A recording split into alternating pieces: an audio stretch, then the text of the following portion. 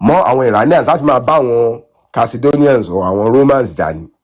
So láti lè ní káwọn náà wà powerful ni wọ́n fẹ́ create the Mohammedan movement. So Mohammedan movement ni pé ẹni tó kọ́kọ́ create movement gangan ni Sheikh Abd al-Malik, only the 5th Umayyad Caliph, only the 5th Umayyad Caliph. Ó mint coin, nínú coin tó mint yẹn ó wá kọ síbẹ̀ pé HMD praise be, ó wá gbé cross sórí coin yẹn.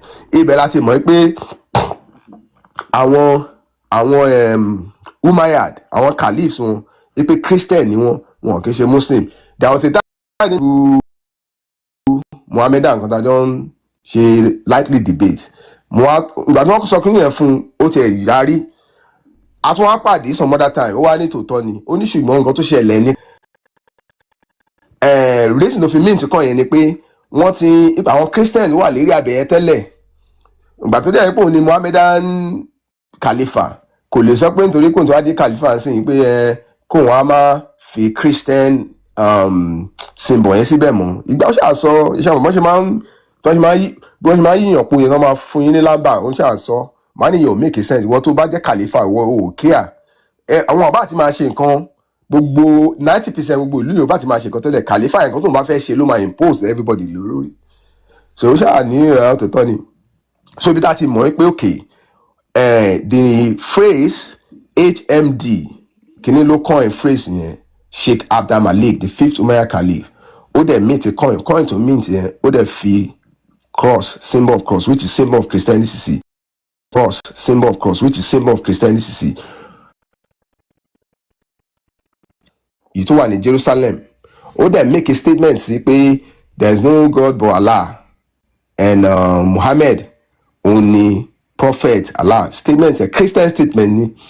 Ẹ tí wọ́n pè ní Muhammad kò í ṣe Muhammad fictional character tó tún lọ tí wọ́n create as a phantom copy of Jesus. Ẹni tí òun rí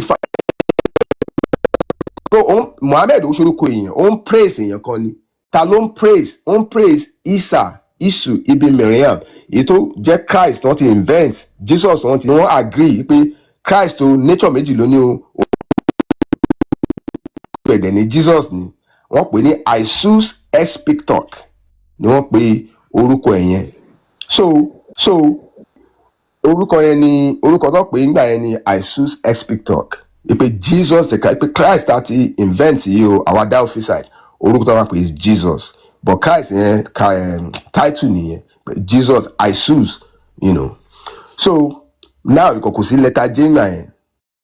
Òun wá sọ pé this Isus wọ́n ti invent ní Rome yẹn o pé awa ali rasul ni Allah ni kò Allah lórúkọ táwọn Christians máa ń pe God ní region yẹn ní dialect wọn. Pé so awa ali rasul Allah ni pé Abd Allah dẹ̀tún ni, so òjíṣẹ́ Allah ni, ẹrú or servant Allah dẹ̀tún ni, but kò kí n ṣe ibn Allah. Arguments àwọn Nestorians yẹn, arguments àwọn monophysite náà dẹ̀ nìyẹn. So kò ṣe pé òun ò recognize pé Christ invent yìí o, òun ò ní any problem pẹ̀lú ẹ̀, but kò kí n ṣe ọmọ Allah o, pé ẹrú Allah ni, òjíṣẹ́ Allah dẹ̀ ni. Nǹkan tí argument tí wọ́n ṣe pé over time wọ́n ti evolve. Gbogbo irọ́ tó ti lọ pa nígbà yẹn ní Constantinople, gbogbo irọ́ yẹn ti ń parẹ́. So àwọn kankan wọ́n ti ń gba irọ́ yẹn gan. Irú àwọn Abd al-Malik ni àwọn historians kan believe gangan ni pé òun ni historical Muhammad, because ìtọ́ ń sọ Muhammad tó ń sọ nínú Quran kò sẹ́ni tó rí, kò sẹ́ni tó mọ̀, kò sẹ́ni tó mọ̀ bóyá dúdú ni o, kò sẹ́ni tó mọ̀ bóyá pupa ni o, kò sẹ́ni tó mọ̀ anything pa ẹ̀, kò sẹ́ni tó mọ̀ ọmọ ẹ̀, kò sẹ́ni tó mọ̀ family ẹ̀, kò nothing. Ẹ̀mẹ́rin péré náà rí fà sí ní pé like his proper name nínú Quran. The other time kò máa ní òjíṣẹ́ rasul báyìí. Wọ́n sọ pa Christ Jesus more nínú Quran ju kíní lọ Muhammad. Wọ́n dẹ̀ sọ pa of course wọ́n sọ pa Mary nínú Quran ju Muhammad lọ. Why? Because Quran mi ṣe sọ Judeo-Christian text ni, kò kí ń ṣe àwọn Arab lẹ́ni text. Wọ́n kàn translate Judeo-Christian text wọ́n add àwọn ideologies àwọn monist ideology kankan wọ́n add ẹ̀ mọ́ wọ́n dẹ̀ wá translate ẹ̀ sí Arabic so wọ́n máa sọ fún yín àwọn ọ̀dẹ́ ti ilẹ̀ Yorùbá àwọn ṣálámọ́sí ti ilẹ̀ Yorùbá àwọn olóṣùkà wọ́n máa ní Quran ó bí a witness literature kì í bí a witness literature míì o kò sí nǹkan tó jọ láyé literature is literature tó bá lọ ń ti máa invent a character kan sìn tí irú akíkanjú náà tún wá lọ ń sọ pa the same character nínú ìwé tiẹ̀ o ti plagiarize character tèmi nìyẹn or bóyá o ń translate character yẹn because character yẹn ò kàn yẹn èmi ni mo kọ́ invent ẹ̀ mo kọ́ create it that's why pé timeline wà important èwo lọ́kọ́ wá ṣé Judeo-Christian text lọ́kọ́ wá ni àbí Quran Judeo-Christian text wá àwọn characters wọ́n dẹ̀ ti invent wọn nínú Torah already so the fact pé ẹ̀yin náà tún wá ní nínú literature ti yín that means ẹ plagiarize Torah ni or ẹ translate but wọn ò lè sue yín fún copyright because kò sí copyright law ńgbà yẹn odù ifá dá yàtọ̀ sí ẹ̀mẹ́ kò sí nínú odù fáǹsì yẹn òun dá dúró ẹ lè rí any character tó wà nínú Quran tó wà nínú Bhagavad Gita tó wà ní rí Buddha nínú odù ifá nothing òun dá wà ní because separate text ní fúnra rẹ̀ tí àwọn Yorùbá invent ní based on their own environment but Quran ò rí bẹ́ẹ̀ wọ́n jí Bible àti Torah kọ ni ló wà nínú or wọ́n translate whatever so tó jẹ́ the fifth Umayyad Khalifa òun ló introduce the phrase HMD to the world so bí movement ẹ̀ ṣe wá bẹ̀rẹ̀ fúlẹ̀ nìyẹn so ẹ mọ̀ mo sọ lẹ́ẹ̀kan pé wọ́n divide ní àwọn Muslims wọ́n divide civilization into two the year of Jahiliyyah of ignorance and of enlightenment which is the Muhammadan era so Muhammadan era wá bẹ̀rẹ̀ fúlẹ̀ ló wà dé pé àwọn náà wọ́n wá lọ wọ́n build the mosque wọ́n build àwọn cubas tẹ́ bá rí àwọn mosque bíi church ni wọ́n ṣe rí Roman architecture ni ṣe get tẹ́ bá lọ sí àbẹ̀wò àwọn Eastern Orthodox churches ẹ máa rí pé dàbí mosque ni nítorí pé that architecture tó ń pè ní mosque Byzantine Christian architecture ni kò ṣe àwọn Arab ló invent anything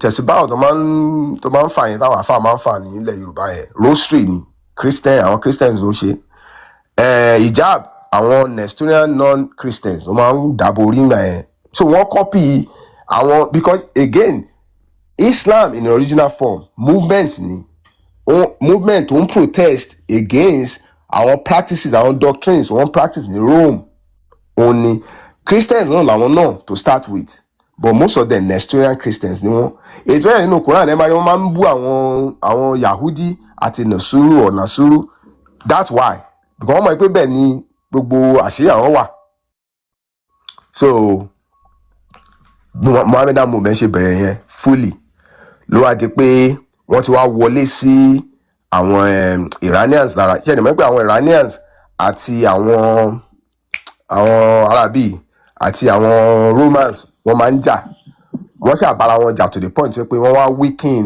power ara wọn ibẹ̀ ni àwọn Arabs wọ́n ti wá emerge àwọn Arabs essentially àwọn Arabs mix of àwọn Turks àti àwọn Africans ló create àwọn Arabs ẹ̀rí lè nìyẹn so àwọn Arabs àwọn tí ń embrace that Muhammadan movement because wọ́n rí pé ó ń fáwọn ní power wọ́n fi ń jẹ lọ wọ́n fi ń conquer so àwọn náà they are coming into power wọ́n wá replace the Umayyad Caliphate wọ́n replace it with Abbasid Caliphate so àwọn kan the guy mi ò rántí orúkọ yẹn wọ́n pè ní Quranic geography ó kọ̀wé pé the Kaaba tí wọ́n rí lẹ́ni tó wà ní Mecca lẹ́ni pé Petra modern day Jordan ló wà tẹ́lẹ̀tẹ́lẹ̀ pé there was a fight tó ṣẹlẹ̀ ó dẹ̀ lo satellite imagery there was a fight tó ṣẹlẹ̀ between the Umayyad and the Abbasid ló fà á táwọn Abbasid fi relocate that site ní Petra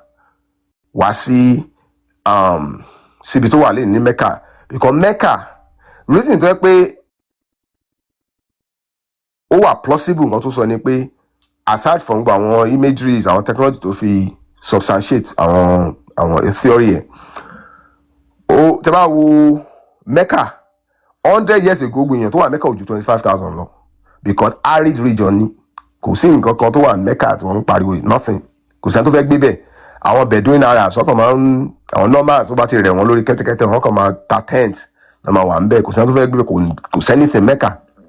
Ìpè Petra gangan ní Jordan ní Kaaba wà kan tó relocate wà bí òkúta kékeré báyìí dẹ̀ ní tó ń worship. Òkúta yẹn ó dàbí miniature, bí it's a symbol of resurrection. Tí ẹrù mọ tẹ́ bá wo kíní Washington Monument wà ní Washington DC, ó wà nínú Vatican náà, tẹ́ bá wo veranda Vatican City ẹ máa rí obelisk náà ń pè or Tekken obelisk kíní oko Osiris, it's a symbol of resurrection, another story nìyẹn nínú Osirian drama. So ó wà ní Central Park. Gbogbo àwọn the only one tó yẹ pé wọ́n build from scratch ó ní tó wà ní DC yẹn, but gbogbo àwọn tẹ́ rí ní Paris, èyí tó wà ní Vatican, tó wà ní Spain, gbogbo àwọn yẹn, èyí tó wà ní Central Park ní New York níbí, gbogbo yẹn Egypt wọ́n ti kó gbogbo ẹ̀ wá, symbol of resurrection. Symbol yẹn náà ni symbol tó wà nínú òkúta Kaaba, ó ní cube tó gbé kalẹ̀ yẹn, wọ́n kàn ń fi cube yẹn hide ẹ̀, it's a symbol of resurrection, òkúta ni. Again, that fi sọ fún pé òkúta náà ń worship nìyẹn, òkúta ni, but symbol of resurrection. So wọ́n wá relocate wá sí modern, ibi tó wà ń sìn. But gẹ̀rẹ́gẹ̀rẹ́ wọ́n create after Abbasid, wọ́n create Fatimid. So now ẹ jẹ́ ká wo àwọn nǹkan tó máa ń sọ tí àwọn Muslims, àwọn standard narratives wọ́n máa ń sọ pé Mecca, Muhammad ó ń jà from Mecca to Medina, Medina to Mecca, ó ń sá kiri, ó ń ṣe gbogbo ẹ̀. Muhammad lone Arab warrior ni, that means ó nìkan ni ó kàn wá from nowhere, ó gba revelation kan nínú cave, ó dẹ̀ rò pé okay òun gbọ́dọ̀ jà láti impose nǹkan revelation tó gbà, but revelation tó gbà ó ti wà already. Ṣẹ́gẹ̀, the only thing tó ń sọ is monotheism, believe in one substance. Àwọn Christians wọ́n believe in one substance, àwọn Christians monotheist ni wọ́n, àwọn Jews monotheist ni wọ́n. So what is the new thing tí bọ̀bọ̀ ìwà ló ń gbé wá tí gbogbo ayé ní láti ìgbà tó wà passionate about? Nothing, because nǹkan tó ń sọ yẹn ó ti exist to start with. That's number one. Number two, a lone Arab warrior ní region yẹn nígbà yẹn there were 5 great kingdoms tó yẹ pé kò sí ẹni tó ní gbogbo Middle East yẹn, àwọn 5 kingdoms ló ń control ẹ̀. The Axumites, àwọn ẹni modern day so-called Ethiopians, Africans, àwọn yẹn ló ń control Southern Arabia nígbà yẹn tó ń pè ní Yemen lẹ́ni. Àwọn Africans ló ń control gbogbo bẹ̀yẹn. Northern Arabia kò sẹ́ni kankan tó ní use fún nǹkan tí mo ṣe sọ, kò sómi, arid region ní, so desert kò sẹ́ni tó kẹ́ àǹpa ẹ̀. Southern Arabia, Yemen, àwọn Axumites ló ń control. Christians ẹ̀ ni wọ́n convert ọba wọn to Christianity be around 3rd century of the Common Era. Orthodox Christians àwọn ìjẹ́ àwọn kan ọ̀dẹ̀ kan máa sọ pé Ethiopia ló kọ́ gba Christianity, Ethiopian Bible yàtọ̀ ìgbà wo, because of that àwa dúdú Christianity ní religion irọ́ ní gbogbo yẹn. Àwọn Eurasians, àwọn Romans tó convert ọba wọn into Christianity. Why tó dẹ̀ convert to Christianity ni pé ó fẹ́ decline state Byzantium ni, because Byzantine Imperial Kingdom alágbára ayé ńgbà yẹn. The opposing force ní east ó ní Iran tí wọ́n pè ní Sassanid Kingdom. So ìwọ tó yẹ pé ò lágbára lọ títí báyẹn tí wọ́n dẹ̀ fẹ́ gba kingdom ẹ̀, ó gbọ́dọ̀ liaise pẹ̀lú another more powerful. Ó ń ṣẹlẹ̀ náà ìyẹn náà ń pè ní balance of power, so you need to balance your power. Ó gbọ́dọ̀ liaise more in another powerful kingdom. So wọ́n dẹ̀ choose Byzantium láti collude pẹ̀lú wọn. So Aksum, Klein State, Byzantium ni. There's another powerful Arab kingdom, the Christian kingdom, no, to the west. One pa any Hassanid, Ghassanid. So the Hassanid, Imperial Kingdom. Àwọn yẹn náà Klein State, Byzantium làwọn yẹn náà. So àwọn mẹ́tẹ̀ẹ̀ta ló wà ní west. So àwọn kan ń jẹ́ Lockmid Imperial Kingdom, Arab Kingdom náà ni Christian làwọn yẹn náà. Àwọn yẹn àwọn collude mọ́ the Sassanid Imperial Kingdom ní east. So bí wọ́n ṣe polarize ara wọn nìyẹn, 3 in the west, 2 in the east. Ẹ wá sọ fún mi níbo ni Muhammad máa gbà wá tẹ́ pé Byzantium ló ń control gbogbo Middle East ní tó ń pè Middle East nígbà yẹn wọ́n dẹ̀ láwọn client state tó wà wọn náà powerful tó jẹ́ kí Christian dẹ̀ ni wọ́n níbo wá ni Muhammed ti gbà wá níbo ló ti yọ wá níbo ló sọ pé o ti lágbára tó o kò jẹ́ pé ọba ní ẹ o lẹ́nìthing. So ibi tí a mọ̀ pé this Muhammed also a fictional character ni kò lágbára kò lẹ́nìthing kò bímọ kò àmọ́ kò lójú kò ní face. So that's number 2. Number 3, wọ́n ní àwọn èèyàn pagans ni wọ́n ètò òun fẹ́ convert wọn from ikọ̀ máa pò wọ́n lẹ́lẹ́bọ pagan wọ́n worship òkúta gangan làwọn náà worship o ṣẹ́gẹ́t but àwọn máa ti tàwọn sí Yorùbá ilẹ̀ Yorùbá àwọn àfáà olóṣùkàlẹ̀ wọ́n máa ní àwọn ẹlẹ́bọ wọ́n worship òkúta wọ́n worship òjò wọ́n worship Ọ̀ṣun omi gbogbo ẹ̀ wọ́n máa sọ rubbish yẹn òkúta náà lọ ń yíká ní Kaaba wọn o òkúta ni o ìdí ajára tán lọ ńlá gbogbo ẹ̀ òkúta ni gbogbo ẹ̀ o wọn ò ní sọ yẹn o. So anyways wọ́n ní Muhammed ó lọ ń bring àwọn èèyàn from paganism ní time of Jahiliya ó fẹ́ bring one into enlightenment but èmo dẹ̀ sọ fún yín sìn tẹ̀lé Google ẹ̀ fúnra yín pé as far back as 3rd century ṣebí 6th century wọ́n náà bí Muhammed as far back as 3rd century ni àwọn Arabs wà ní west of Arabia àtàwọn tó wà ní east of the land ni wọ́n ti di Christian ni wọ́n ti di some of them are monophysites some of them are Nestorian Christians but mostly they are Nestorians and monophysites ni wọ́n ti gba Christianity o. So kí wá lọ́wọ́ lọ́n convert ń bọ̀ làwọn pagans wọ́n á sọ ìmọ̀ náà ti wá because báwo ni Christianity máa dé Ethiopia ní Aksum tí ò ní gba Middle East kọjá. Syria ò ní seat of Christendom. The so-called Arabic tó ń pè ní language Arabic lẹ́ni tó standardize Syriac Christian language náà fi standardize Syriac ní Arabic tó ń pè ní Arabic lẹ́ni gbogbo vocabulary most of their vocabulary came from Syriac language. Ẹ̀yin Google yẹn sìn kí ni grandfather language or grandfather language of Arabic wọ́n máa ní Syriac tó máa ní kí ni grandfather language of Syriac wọ́n máa ní Aramaic or whatever.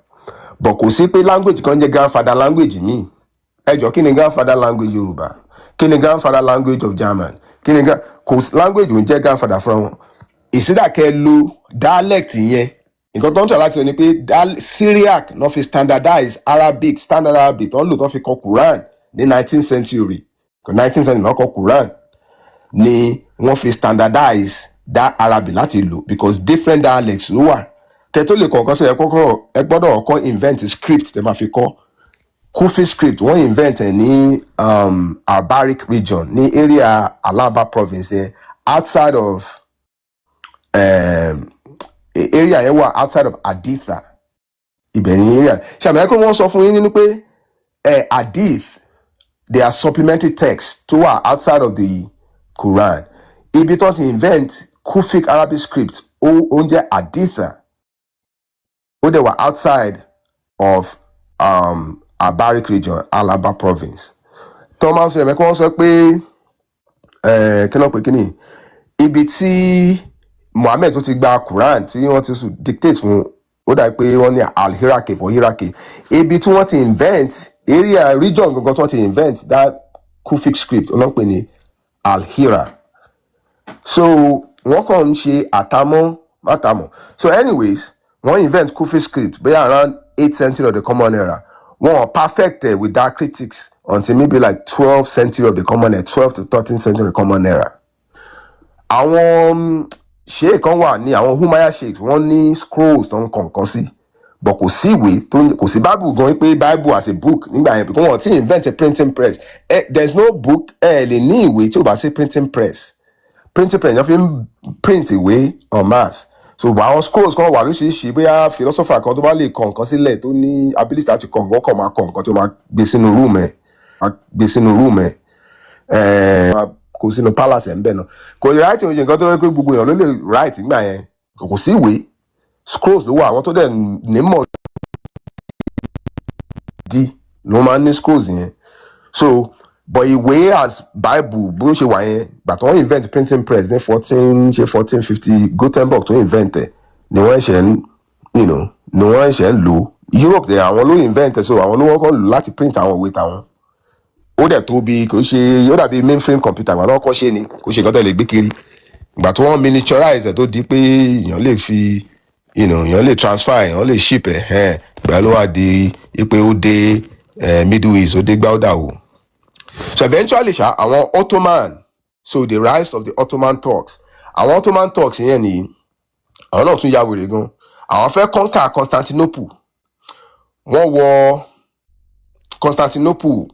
Constantinople fall ní around the 15th century of the common era ní Constantinople fall. Wọ́n kick àwọn Europeans out, so wọ́n lose that civilization. Wọ́n relocate wá síbi tí wọ́n pè ní Rome lẹ́nìí, ní orí Vatican gan-an wà. That's why pé Vatican separate nation on its own. It's probably the smallest nation on the planet. So wọ́n lọ sí Vatican, wọ́n rebuild church yẹn as St. Peter Basilica. So wọ́n ṣe live wọn lọ, Pope ṣì wà relevant ìgbà wo wọ́n ṣe live wọn lọ ní tẹ́bá wo ibi tó wà yẹn náà ẹgbẹ́ omi ni. So maritime civilization, that's the third Rome and the last one. Ibi tí wọ́n wà lẹ́ni yẹn, the Vatican only last one, but nínú conventional history wọ́n lò ní first one. Everybody ṣe ń play around because tí ẹ bá mọ history Rome ẹ lè understand the so-called origin of Abrahamism láyé. So bó ṣe create the new Rome yẹn, which is the last one, which is the third Rome. Àwọn kan wọ́n pè wọ́n ní Merchant of Venice. Àwọn yẹn àwọn Medici family wọ́n wà powerful because wọ́n máa ń trade along the Mediterranean. Wọ́n ní ship, wọ́n ní gbogbo ẹ̀, wọ́n máa fi ń trade. Àwọn ló wá sọ pé okay, àwọn fẹ́ usher in Renaissance, pé àwọn kan náà lose o ní Constantinople, ẹ jẹ́ káwọn rebuild ẹ̀. Àwọn ló wá commission àwọn Michelangelo, èmi làwọn Da Vinci láti máa ṣe àwọn Christian iconographies ẹ máa rí yẹn, àwọn The Last Supper, Mona Lisa, ìgbà wo gbogbo àwọn David, gbogbo àwọn tẹ́ bá lọ sí museum wọn ní Rome tẹ́ máa rí David, ìgbà wo àwọn Renaissance art nìyẹn. Àwọn Medici family ló commission Michelangelo àti Da Vinci láti create gbogbo yẹn. Òun ni àwọn èèyàn dẹ̀ wà, àwọn ló create picture Jesus. Kò sí Jesus tẹ́lẹ̀tẹ́lẹ̀, kò sí, ó dàbí Muhammad náà ni, kò sẹ́ni tó rí rí, kò sẹ́ni tó mọ bó ṣe rí, kò sí Osiris tí ó exist, jẹ́ kí fictional character jẹ́ kí black person àti ọmọ ẹ̀ Horus no man worship as Christ tẹ́lẹ̀. So through that Christian iconographies wọ́n á change ẹ̀. Àwọn kan ní Caesar Borgia or something ni pé ọmọ Pope Alexandria or something, I don't know, but àṣà mọ̀ pé that kò ṣe Jesus nìyẹn, because Jesus fictional character ni, kò exist, kò sẹ́ni tó mọ̀ gbà tó bí, kò sẹ́ni tó mọ̀ gbà tó kú, kò sẹ́ni nothing ẹ̀ mọ́ anything pa ẹ̀, kò sẹ́ni tó mọ̀ ìyá ẹ̀, kò sẹ́ni tó mọ̀ bàbá ẹ̀, kò sẹ́ni tó mọ̀ àǹtí ẹ̀, kò ní family, so kò ní lineage, kò ní last name, kò ní anything, so kò exist. So now wọ́n bẹ̀rẹ̀ Renaissance art wọn ní Vatican City yẹn dẹ̀ nìyí. Yọ̀rọ̀ pé northern Italy, southern Italy wọn, àwọn náà bí kingdoms oríṣi ló wà ń gbà yẹn. Wọ́n united very recently, we had the last maybe 150 years probably, ni wọ́n ṣe unite the south of Italy and north of Italy. They wọ́n standardize language wọn, wọ́n ṣe standardize Arabic. So àwọn náà ṣe ilé ayé lọ́nbẹ̀. Mehmed II, only conqueror of Constantinople. Àwọn Turks wọ́n ti take over Constantinople now, to àwọn Ottoman Turks. Wọ́n tún fẹ́ lọ take over gbogbo Europe, wọ́n fẹ́ take over. Mehmed II ó kú ní ìgbà tó dé Italy. Ó tún kú because wọ́n lé wọn ní wọ́n láwọn òyìnbó lọ ní pé irọ́ àníṣe àwọn fẹ́ gba gbogbo Europe lọ́wọ́ yín ni, because monophysite làwa, ẹ̀yin diophysites. Bí bó ṣàṣekú sí Italy nìyẹn. So àwọn Ottoman Turks wọ́n create imperial kingdom tí wọ́n náà tó wá láti from Mesopotamia, even part of India, all the way to North Africa. Àwọn Ottoman imperial kingdom wọ́n create yẹn. So àwọn òyìnbó wọ́n wá ass out báwa ṣe ń sọ ń bì. So because àwọn Turks wọ́n ti block gbogbo Mediterranean Sea, òyìnbó lè trade mọ́, civilization wọ́n ti fẹ́ máa decline. Luckily for them, àwọn Moors tó wà ní Spain, àwọn Castilians tó jẹ́ Christians, àwọn Spaniards, wọ́n overthrow wọ́n kick wọn out because wọ́n ní láti trade, wọ́n dẹ̀ ti squeeze wọn in pé so wọ́n ṣáà lo force after 1,000 years táwọn Moors ti wà ń bẹ̀, wọ́n kick wọn out of southern Spain.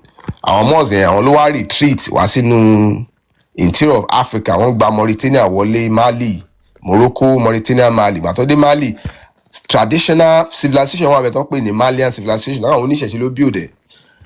Àwọn Moors yẹn in collusion with àwọn Fúlàní àwọn òbí civilization rẹ̀ bandits ni wọ́n right from time, terrorists ni wọ́n, àwọn kan máa ń lọ kiri gbogbo Sahel, wọ́n build anything, they are like gypsy.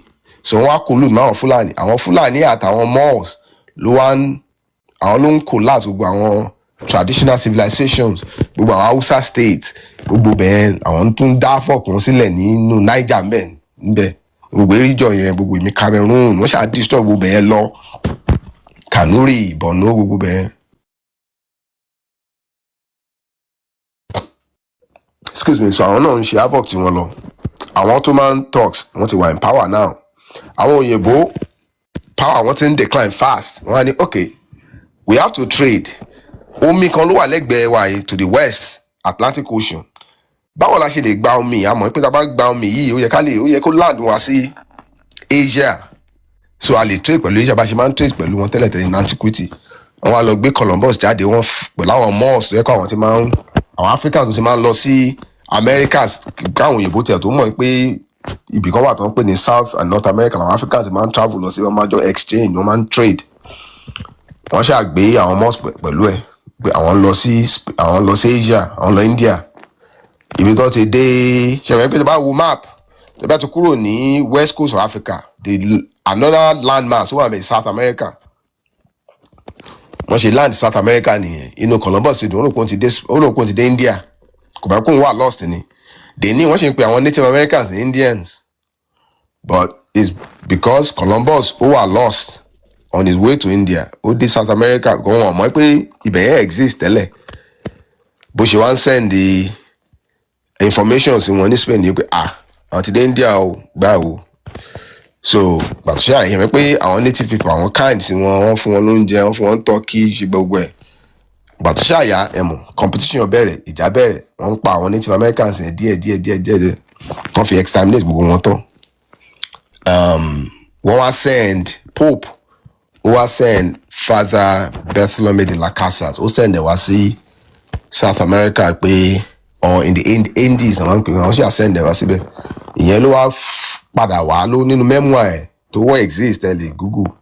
Òun ló wá sọ pé nǹkan táwọn àwọn Christians ẹ̀ máa lọ sọ àwọn ẹ̀hàn náà ni wọ́n o. Àwọn native people yìí gan wọ́n wà tó máa ń pè yàn wà Christian, wọ́n wà more Christian gan ju àwọn wèrè Christian ẹ̀ send lọ síbẹ̀ o. Ẹ jọ̀ọ́ òun please pẹ̀lú Pope ẹ má pa àwọn people mọ́ nítorí they are kind, wọ́n ṣe nǹkan fún èèyàn kan, wọ́n live life wọn kí àwọn ẹ̀hàn náà tó débẹ̀ ni. Ẹ sì jẹ́ ká lọ sí Africa ká lọ enslave àwọn Saracens àtàwọn pagans yìí, ká lọ enslave wọn, àwọn ló kick wa out kúrò ní homeland wa ní Delta region ní Cairo. Ẹ sì jẹ́ ká lọ enslave àwọn instead. So Pope wa agree, òun ló issue edict tó ń pè ní paper bulls.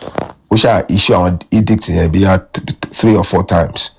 Ó ní by slavery wá bẹ̀rẹ̀, so by enslavement of Africans bẹ̀rẹ̀. Ṣé ẹ̀rọ mo ti sọ pé àwọn Fúlàní àtàwọn Moors àwọn ti wà nínú interior already tó ti ń pawó, tó ti ń enslave ara wọn, tó ti ń enslave àwọn Hausa.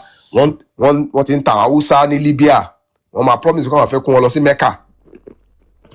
Wọ́n máa round wọn up tó máa ti fẹ́ conquer ìlú kan, táwọn Fúlàní wá conquer ìlú kan, àwọn young boys nínú ìlú yẹn wọ́n máa gather wọn about, wọ́n máa sọ pé àwọn máa kó wọn lọ sí Mecca. Àwọn ọ̀dẹ́ náà àwọn náà máa kó sínú caravan. Àwọn Fúlàní náà wá ti dé Sahel nínú desert ní area Libya, wọ́n kàn máa tà wọ́n sẹ́rú ni, wọ́n máa depopulate wọn. So nísìnyí ìgbà táwọn young boys ó lè jà wọ́n ti get rid wọn, tó ti tà wọ́n sẹ́rú, àwọn Fúlàní kan máa take over easily ni, wọ́n máa rape àwọn obìnrin wọn, wọ́n máa gbalẹ̀ yẹn, wọ́n máa fi emir síbẹ̀. Bọ́n ṣe ń gba gbogbo àwọn ilẹ̀ àwọn Hausa lọ díẹ̀ nìyẹn. Àwọn Fúlàní tẹ̀rí yẹn. Àwọn Fúlàní tó wá lọ create fake manuscript. Wọ́n ní àwọn ni descendant Fatima, ọmọ fictional character tó ń pè ní Muhammad, pé àwọn descendant Fatima làwọn. And because of that, àwọn Hausa wọ́n gbọ́dọ̀ ṣe pé àwọn Hausa àtàwọn Kanuri àwọn ti di Muslim ti pẹ́, even káwọn Fúlàní tó dé. Argument àwọn Fúlàní ni pé Islam táwọn yẹn practice kò pure, ipe pagan form of Islam or Mohammedanism on practice pé àwọn làwọn dé wọ́n pera wọn ní Puritans Ottoman and Fodio pé òun ní Puritan pé Islam tàwọn perfect ni Islam imperfect ẹ̀ dẹ̀ ń pa Muslim ṣe Muslim ẹ̀ ń gbalẹ̀ Muslim ẹ̀ tún ń jọba lé wọn lórí ṣe bí tó yẹ pé Islam lẹ́fẹ̀ẹ́ wá preach wáyé tẹ́ ẹ̀ jẹ́ cleric ní kẹ́ ẹ build mosque wọn dẹ̀ jẹ́ cleric ẹ̀ jẹ́ imam àti cleric kẹ́ máa preach kiri bíi Jehovah's Witness wáyé tó yẹ pé ẹ̀ ń di ọba ẹ̀ ń gbalẹ̀ ẹ̀ ń kó resources àwọn èèyàn ń slave àwọn èèyàn ń ta àwọn fẹ́ rú ṣé ti mọ̀ pé ìyẹn ò practice Islam kọ̀ọ̀kan ètò ẹ̀ máa mọ̀ pé tí bàbá ms bàbá ṣe máa ń sọ wọ́n fi ń gba ilẹ̀ ni bọ̀ kí ẹ̀yin kẹ́ tó lè gbalẹ̀ because sometimes ìbọn àtọfà àtàdá can only do so much àwọn náà lè gbé the same thing gbé dání it's only a matter of time but kí lẹ lè fi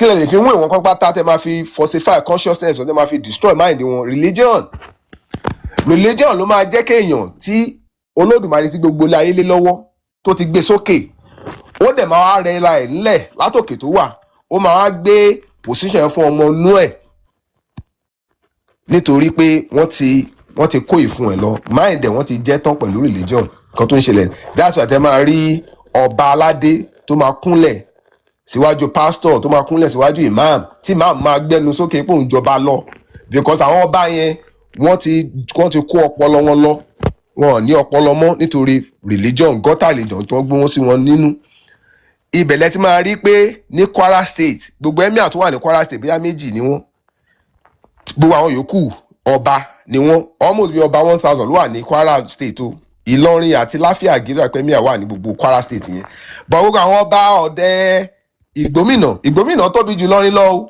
Ọ̀fà is almost as big as Ìlọrin gbogbo wọn lè come together ẹ wo èèyàn ọba 1000 ẹ wo ìlú tó máa wà lọ́dà wọn láti finish Ìlọrin but nítorí pé Islam ni àwọn náà wọ́n ti gba Islam gbèrè yìí wọ́n wá kóra wọn sọ́ndà ọba tó gbé adé sórí ó kóra ẹ̀ sọ́ndà Fúlàní tó jẹ́ pé òṣùká ló ń gbé sórí ẹ wo bí religion ṣe ń mess mind yẹn up the fact pé ìwọ gbé adé sórí ó ti yẹ kó sọ fún ẹ èyí tí ó yẹ kí mind dem work properly pé mo wà superior to this person because òṣùká kò ní concept of a crown but bí Islam ti jẹ fún wọn wọ́n ti fi ìwé wọ́n ti fi gba brain wọn lọ wọ́n ti fi gba ilẹ̀ wọn lọ wọ́n ti gba dignity wọn lọ wọ́n ti gba everything wọn lọ ni wọ́n fi wá ń gbéra wọn sọ́ndà àwọn olóṣùkà ṣẹgẹt so nǹkan tí religion máa ń ṣe fún yàn ni so religion yẹn Islam yẹn náà fi wá ń parọ́ fáwọn Haúsá náà fi jẹ gbogbo ìlú wọn run pátá náà fi sọ wọ́n di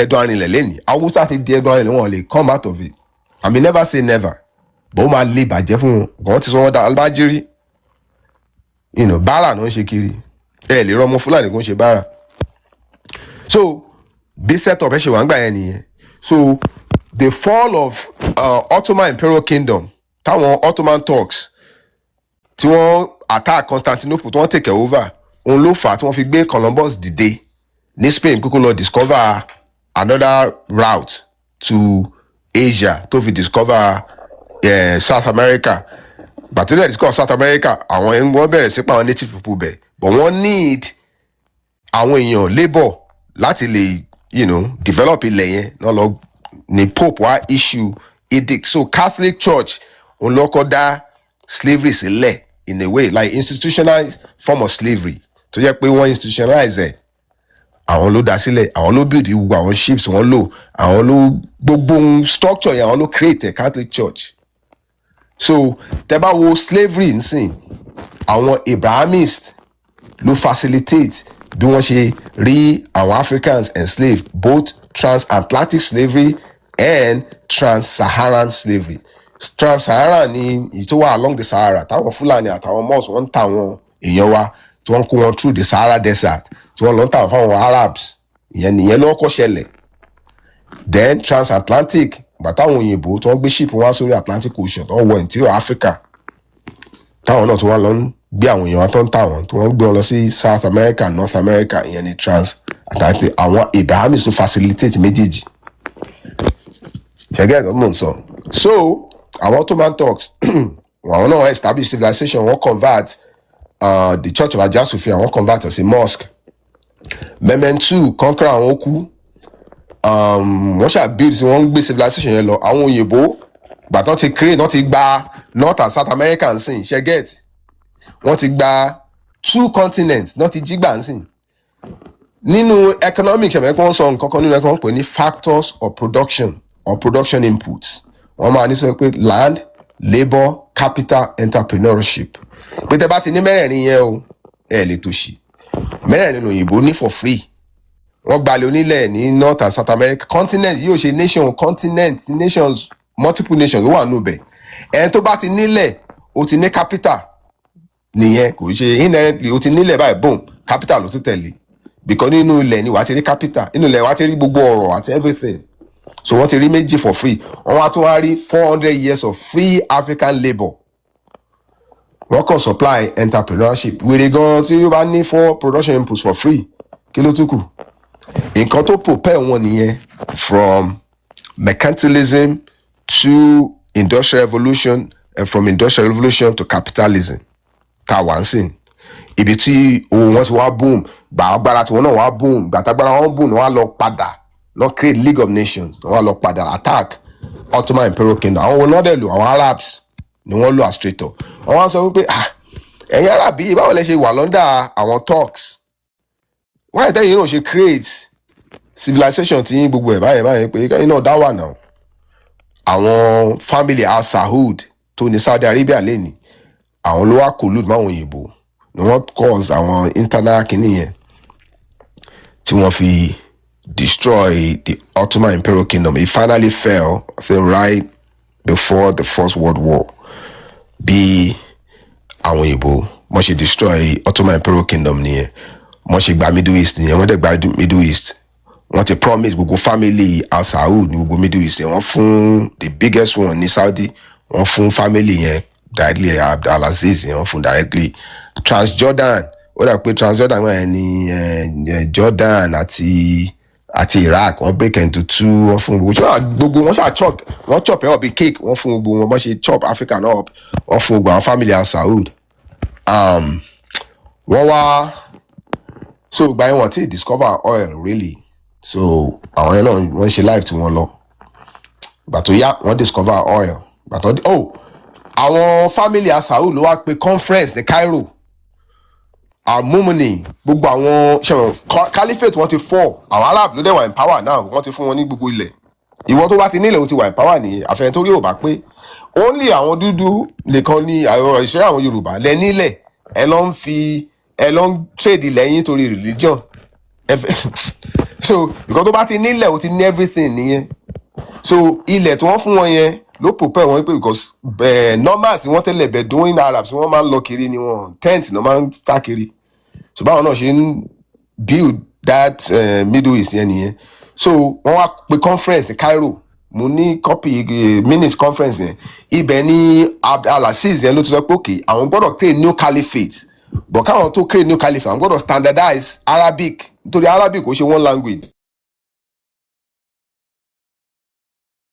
So Al-Aziz wá sọ pé okay, ẹ jẹ́ kí a create this new caliphate. So gbàyẹn wá pé gbogbo àwọn scholars wọ́n pè wọ́n mọ́ra, gbogbo àwọn schools wọ́n pè wọ́n mọ́ra, ni wọ́n wá sọ pé okay, àwọn máa compile Quran, but kẹ́ tó lè compile ìwé ẹ gbọ́dọ̀ standardize. So Quran òun ní òṣèmọ́pọ̀ ní classical literature wọn, so but wọ́n gbọ́dọ̀ ní language tó máa fi kọ sílẹ̀. So language wọ́n choose òun ní Syriac àti Egyptian dialect wọ́n lò, wọ́n pè yẹn ní Afusha, wọ́n náà fi standardize Arabic. That's why most of Arabic vocabulary is ẹ̀rí yẹn, words like Quran, Allah, gbogbo ẹ̀ Syriac origin ní gbogbo ẹ̀. Wọ́n náà wá fi standardize Arabic, wọ́n fi kọ Quran, wọ́n wá compile as a book, wọ́n wá publish yẹn, wọ́n build àwọn madrasas yẹn. So àwọn ìwé yẹn ṣẹ̀yẹ́gọ́ máa ní wọ́n máa ń recite Quran, àwọn ìwé yẹn làwọn mékèrè máa ń recite. So tẹ́ bá ti lọ sí school ìwé yẹn lẹ máa kọ́ kà. So ibẹ̀ ni wọ́n ṣe formalize, wọ́n ṣe jẹ́ kí Arabic kó jẹ́ standard Arabic, kó jẹ́ a standard language nìyẹn, but wọ́n standardize ẹ̀. So bí history yẹn ṣe lọ nìyẹn. So ìgbà tó wá tún di ṣe wẹ́ pé wọ́n ti promise wọ́n promise àwọn family Arab wọ́n promise Palestine náà but kí ló wá ṣẹlẹ̀ in the 50s no in the ṣé 40s ni.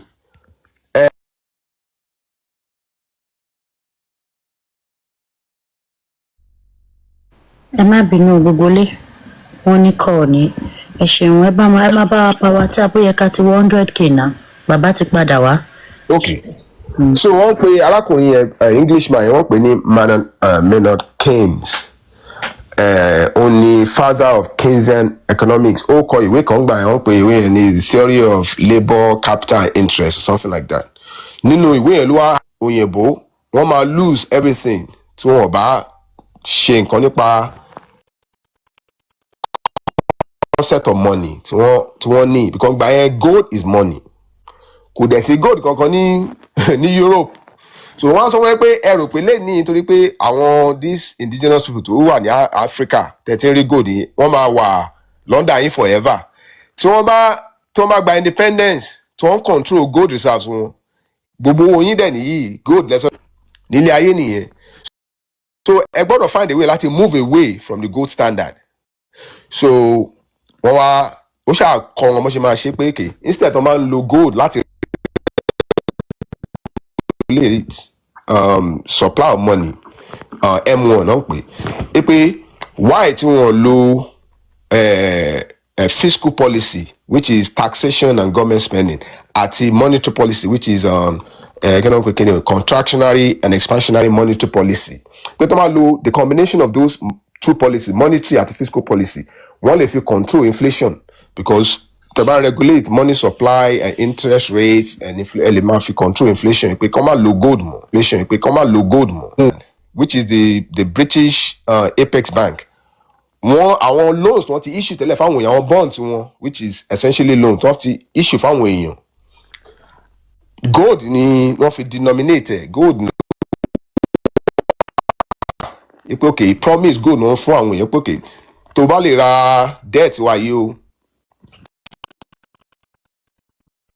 at the end máa fún ẹ ní gold but wọ́n dẹ̀ tí wọ́n fẹ́ move from gold standard wá sí paper money sí ìwé tí wọ́n ń pè ní fiat money àwọn Rothschild àwọn á sọ pé it's okay ẹ mọ̀ nǹkan tẹ́ bá àwa náà ti ń wá homeland òyìnbó náà ni wọ́n o but Jew làwọn religion mi làwọn subscribe sí so àwa ní àwa money people làwa right from time àwa máa ń gba owó èlé ni a dẹ̀ ti build history wa báyẹn àwọn Jew yẹn a máa ra gbogbo àwọn debt yẹn gbogbo àwọn bonds yẹn máa rà ẹ má worry ṣùgbọ́n ẹ gbọ́dọ̀ fún wa ní Palestine bí bàbá wa ṣe sọ́ngbà yẹn Theodore also àwa náà need homeland àfi wà ní Europe mọ́ nítorí pé Europe àwọn Christians ò ní Europe wọn dẹ̀ like wa even though òyìnbó náà gbogbo wa but wọn like wa tẹ́ bá fún wa ní Palestine a máa a máa ra àwọn bonds yẹn lọ́wọ́ Bank of England àwọn òyìnbó dẹ̀ sọ pé okay cool wọ́n dẹ̀ ra gbogbo àwọn debt yẹn lọ́wọ́ Bank of England láti lè jẹ́ kí wọ́n move into fiat money àwọn British sọ pé okay Palestine ti di tiyín náà nìyẹn ṣe ẹ̀kọ́ tí wọ́n kọ́ promise àwọn Arab ní Palestine tó wá promise àwọn Jews sí àwọn Jews ṣáà lọ bẹ̀ wọ́n lọ ra gbogbo lẹ̀ wọ́n ṣe gbogbo wọ́n supply àwọn Jewish militants yẹn ní Palestine wọ́n supply ní weapon gbogbo ẹ̀ pé táwọn Arab yẹn wá fẹ́ ṣe wàhálà ẹ ṣáà ké pé a máa intervene a máa fún yín ní weapon a máa fún yín everything ẹ má worry so nǹkan tó ṣẹlẹ̀ nìyẹn so nǹkan tó root ìjà yẹn nìyẹn ṣẹ̀rí root ìjà yẹn mẹ́pẹ́ great ní capitalism ló fàjà àwọn ọ̀dẹ̀ kan ní Nàìjíríà àwọn máa rò pé wọ́n máa lọ kí ancient kìíní kan àwọn Júù ló nílẹ̀ nínú Abraham lọ́kọ́ débẹ̀ gbogbo inú literature nìyẹn wà o ìyẹn o àlọ́ nìyẹn o kò jù wọn kò sí ní Palestine ní ancient time o kò sí any Jewish civilization or Hebrew civilization ní ancient time o Jew ṣẹ́rí civilization tó máa ń sọ pé Jewish civilization ní ancient time yẹn ẹni tó sọ ń pa ẹ̀ fún wọn òun ni ọkùnrin kan tó ń pè ní Flavius Josephus òun ló kọ nínú ìwé ẹ̀ kò sẹ́ni tó outside of the Bible ṣèwákẹ́ nu Bible story book kò ní timeline kò sí timeline ni so àlọ́ nìyẹn táwọn scholar wọn náà dẹ́gbà so ẹ̀ lè fi ẹ̀ reconstruct history tó wọ́n sọ ń pa àwọn Jew outside of the Bible òun ni wọ́n sọ èyí tó wọ́n kọ by Flavius Josephus tó ló kọ́ ń pa the antiques of the Jew bla bla bla but Flavius Josephus yìí first of all àwọn writings àwọn sọ pé wà pseudographical pé irọ́ ni pé it's based on falsehood but ẹ̀tọ́ pè ní Flavius Josephus wọ́n invent bọ́n ṣe invent Jesus Muhammad náà ni as a phantom copy arákùnrin tó yẹ pé òun ló develop is one of the people to develop the concept of chronology bọ́n ṣe ń record the time àti history wọ́n pè máa yẹn ní Joseph Justus Scaliger tẹ́bá any scholar tó bọ́ into history and stuff wọ́n mọ Scaliger àwọn naming convention tó ń pè ní BC before the Christian era BCE the Christian òun ló create wọn àti student tó ń pè ní Dionysius Petavius or Petit àwọn ló create chronology yẹn òun gangan òun ni Josephus but why tí wọ́n ṣe invent Josephus yìí tí wọ́n sọ pé òun ló kọ̀wé kan ìgbà táwọn àwọn Romans wọ́n attack Jerusalem ìgbà yẹn ni wọ́n disperse after the fall of the second temple ìyẹn ni wọ́n disperse àwọn Jew all around the world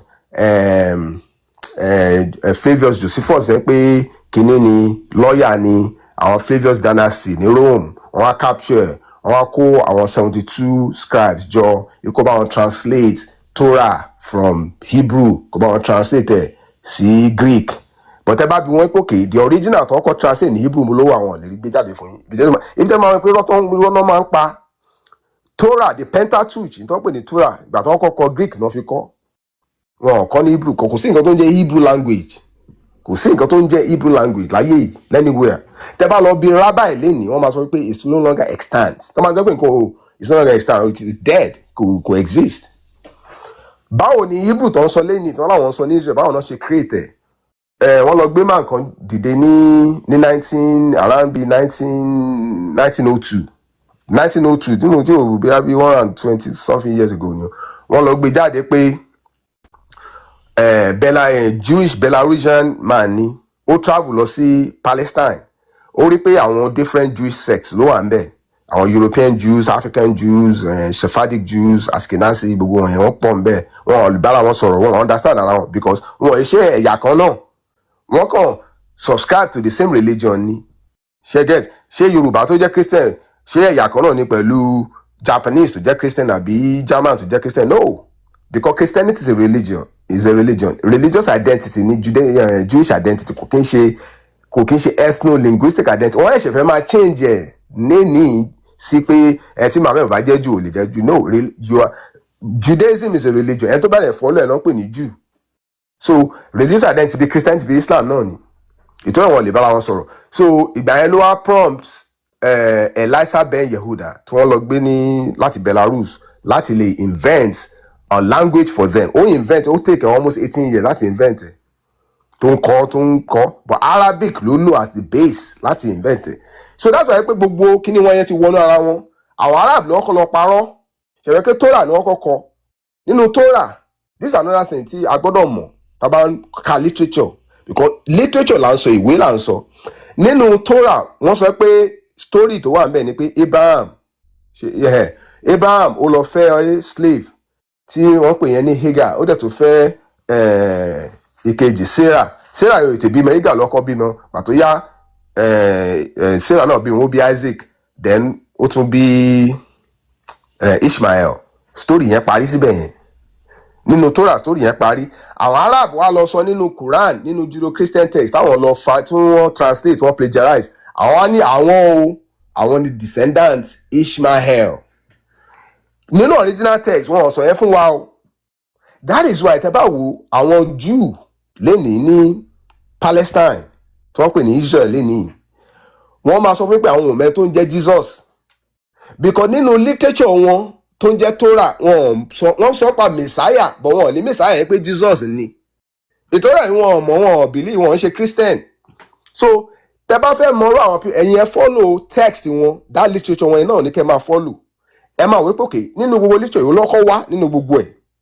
ẹ dẹ̀ gbọ́dọ̀ try láti mọ ètò wa ìgbọ̀ngbà mi ò máa sọ pé kan lọ́kọ́ wá but kò ṣe yẹn gan lọ́kọ́ wá but a mọ̀ pé Torah nínú Torah yẹn ibẹ̀ náà ti introduce gbogbo àwọn characters ẹ̀ òun lọ́kọ́ wá òun kọ́kọ́ lọ́kọ́ wá ibẹ̀ náà ti ọkọ̀ introduce character Abraham Moses gbogbo àwọn yẹn sí wa kò ṣe nínú any other text àwọn nínú ìwé tí wọ́n náà ti introduce ẹ̀ sí wa ẹ̀yẹn dẹ̀ nínú ìwé yẹn ẹ wo nǹkan tí wọ́n ń sọ nínú ìwé yẹn wọ́n ń sọ messiah nínú ìwé tiwọn but wọ́n sọ pé Jesus ni messiah yẹn máa jẹ́ no Josephus wọ́n sọ pé wọ́n kọ́ mention Jesus pé Jesus gan Jew ni tẹ́lẹ̀tẹ́lẹ̀ kò sẹ́ni tó because Jesus is a fictional character kò ní ìyá kò ní bàbá kò lẹ́nìthing so òun ló sọ pé Jesus Jew ni kò ṣe get because nínú Torah kò sí Jesus ńbẹ̀ so literature làwọn people fi ń parọ́ ó dàbí kẹ́mi náà lọ kọ̀wé ń sìn kí n kàn ní ìmẹ̀lẹ́yìn orúkọ kan kí n sọ pé Dare book whatever kí wọ́n sọ pé mi ni descendant pé Isaac o òun wá lọ fẹ́ yàwó tó fẹ́ yẹn èmi làwọn ọmọ Isaac yẹn èmi ni kí wọ́n lọ kí n set up genealogy mi kí n link gbogbo genealogy mi mọ́ Isaac so àwọn èèyàn tó bá tẹ̀mí kí wọ́n dá movement sílẹ̀ kí wọ́n sọ pé àwọn tó bá follow movement mi àtàwọn family mi o we are of the line of Isaac nǹkan tó ń ṣe nìyẹn so ẹ gbọ́dọ̀ lọ sínú original text pé nínú original text jẹ́ Torah yìí o ṣé wọ́n sọ ń pa pé Ifádàre o òun ni ọmọ Isaac nínú text wọ́n sọ bẹ́ẹ̀ so that's why jẹ́ pé àwọn Jew tó wà ní Palestine lẹ́ni ní Israel wọ́n recognize Jesus kan nínú ìwé wọn original Torah kò sí nǹkan tó ń jẹ́ Jesus ńbẹ̀ àwọn King James àwọn Europeans àwọn ló ṣiṣẹ́ yẹn ìgbà tí wọ́n kọ Novum Testamentum tí wọ́n commission àwọn Shakespearean writers àwọn Desiderius Erasmus àwọn William Tyndale gbogbo àwọn yẹn báyẹn tí wọ́n kọ the Synoptic Gospel Matthew Mark Luke and John ìpè kí wọ́n link gbogbo story wọn pọ̀ kí wọ́n link ẹ̀ mọ́ ti àwọn people of the book tó wà nínú Torah àwọn ló ṣe gbogbo iṣẹ́ yẹn ìtòrí ẹ̀ wọ́n believe because àwọn lọ́kọ̀ kọ original text so ẹ máa wo literature yẹn tẹ bá fẹ́ ṣe kínní ẹ gbọ́dọ̀ jẹ́ bí scientist tẹ bá ti gbé lámbà kan fún yín ẹ kàn rẹ́rìn pé òkè ẹ̀yẹ wá think about it pé òkè báwo ni Arab báwo ni wọ́n ṣe jẹ́ descendant Ishmael tó jẹ́ pé nínú original text wọn sọ pa pé Arab àwọn descendant wọn ni story yẹn parí ni báwo ni Jesus ṣe jẹ́ Jew tó jẹ́ pé nígbà tí wọ́n sọ ń pa story tiwọn àwọn Jew gangan fúnra wọn gbà tí wọ́n kọ story tiwọn wọn sọ ẹni tí ń pa Jesus wọ́n sọ pa Messiah ẹ̀dẹ̀ nínú attitude wọn lẹ́yìn ẹ̀dẹ̀ máa ń pè the same thing náà dẹ̀ ni because wọn in fact ẹ bá jẹ́ Christian ní Israel lẹ́ni wọ́n lè prosecute yín wọn gba ti Christian bẹ́ẹ̀ because wọ́n mọ̀ pé wọ́n plagiarize story àwọn ni ṣe ti get so irọ́ ni gbogbo wọn pa so anyway Eliza ben Yehuda òun ló bá wọn recreate ìtọ́pẹ́ ní Hebrew language tó ń sọ lẹ́ni Arabic ló dẹ̀ lò as the base that's why pé Arabic lẹ́ni o àti Hebrew wọ́n jọra wọn bíi words like shalom salem which means peace gbogbo àwọn yẹn Arabic náà fi roots Hebrew tó ń lò ń sìn náà triconsonants ní only 3 consonants so that's why pé Arabic wà easy láti understand tẹ́ bá ti mọ àwọn consonant mẹ́ta for the most part àbí mẹ́rin any word tó bá ti ní bí Rahim Rahman ra gbogbo ẹ̀ ti mọ̀ pé RHM ní gbogbo ẹ̀ dálé lórí that means you talking about the womb or a nurturer ẹ̀ tí òun làwọn ọ̀dẹ́ Muslim olóṣìkà ti ilẹ̀ Yorùbá máa sọ pé Allah Arahim Arahman ní pé àṣàkẹ́ àjàkẹ́ àbí ìwò tó máa ń sọ báwo ni Allah ṣe máa jẹ́ àṣàkẹ́ àti àjọkẹ́ kí ló kan Allah pẹ̀lú ogun yẹn ṣé wọ́n ń sọ Yorùbá ní oríkì obìnrin lẹ tún fún Allah yín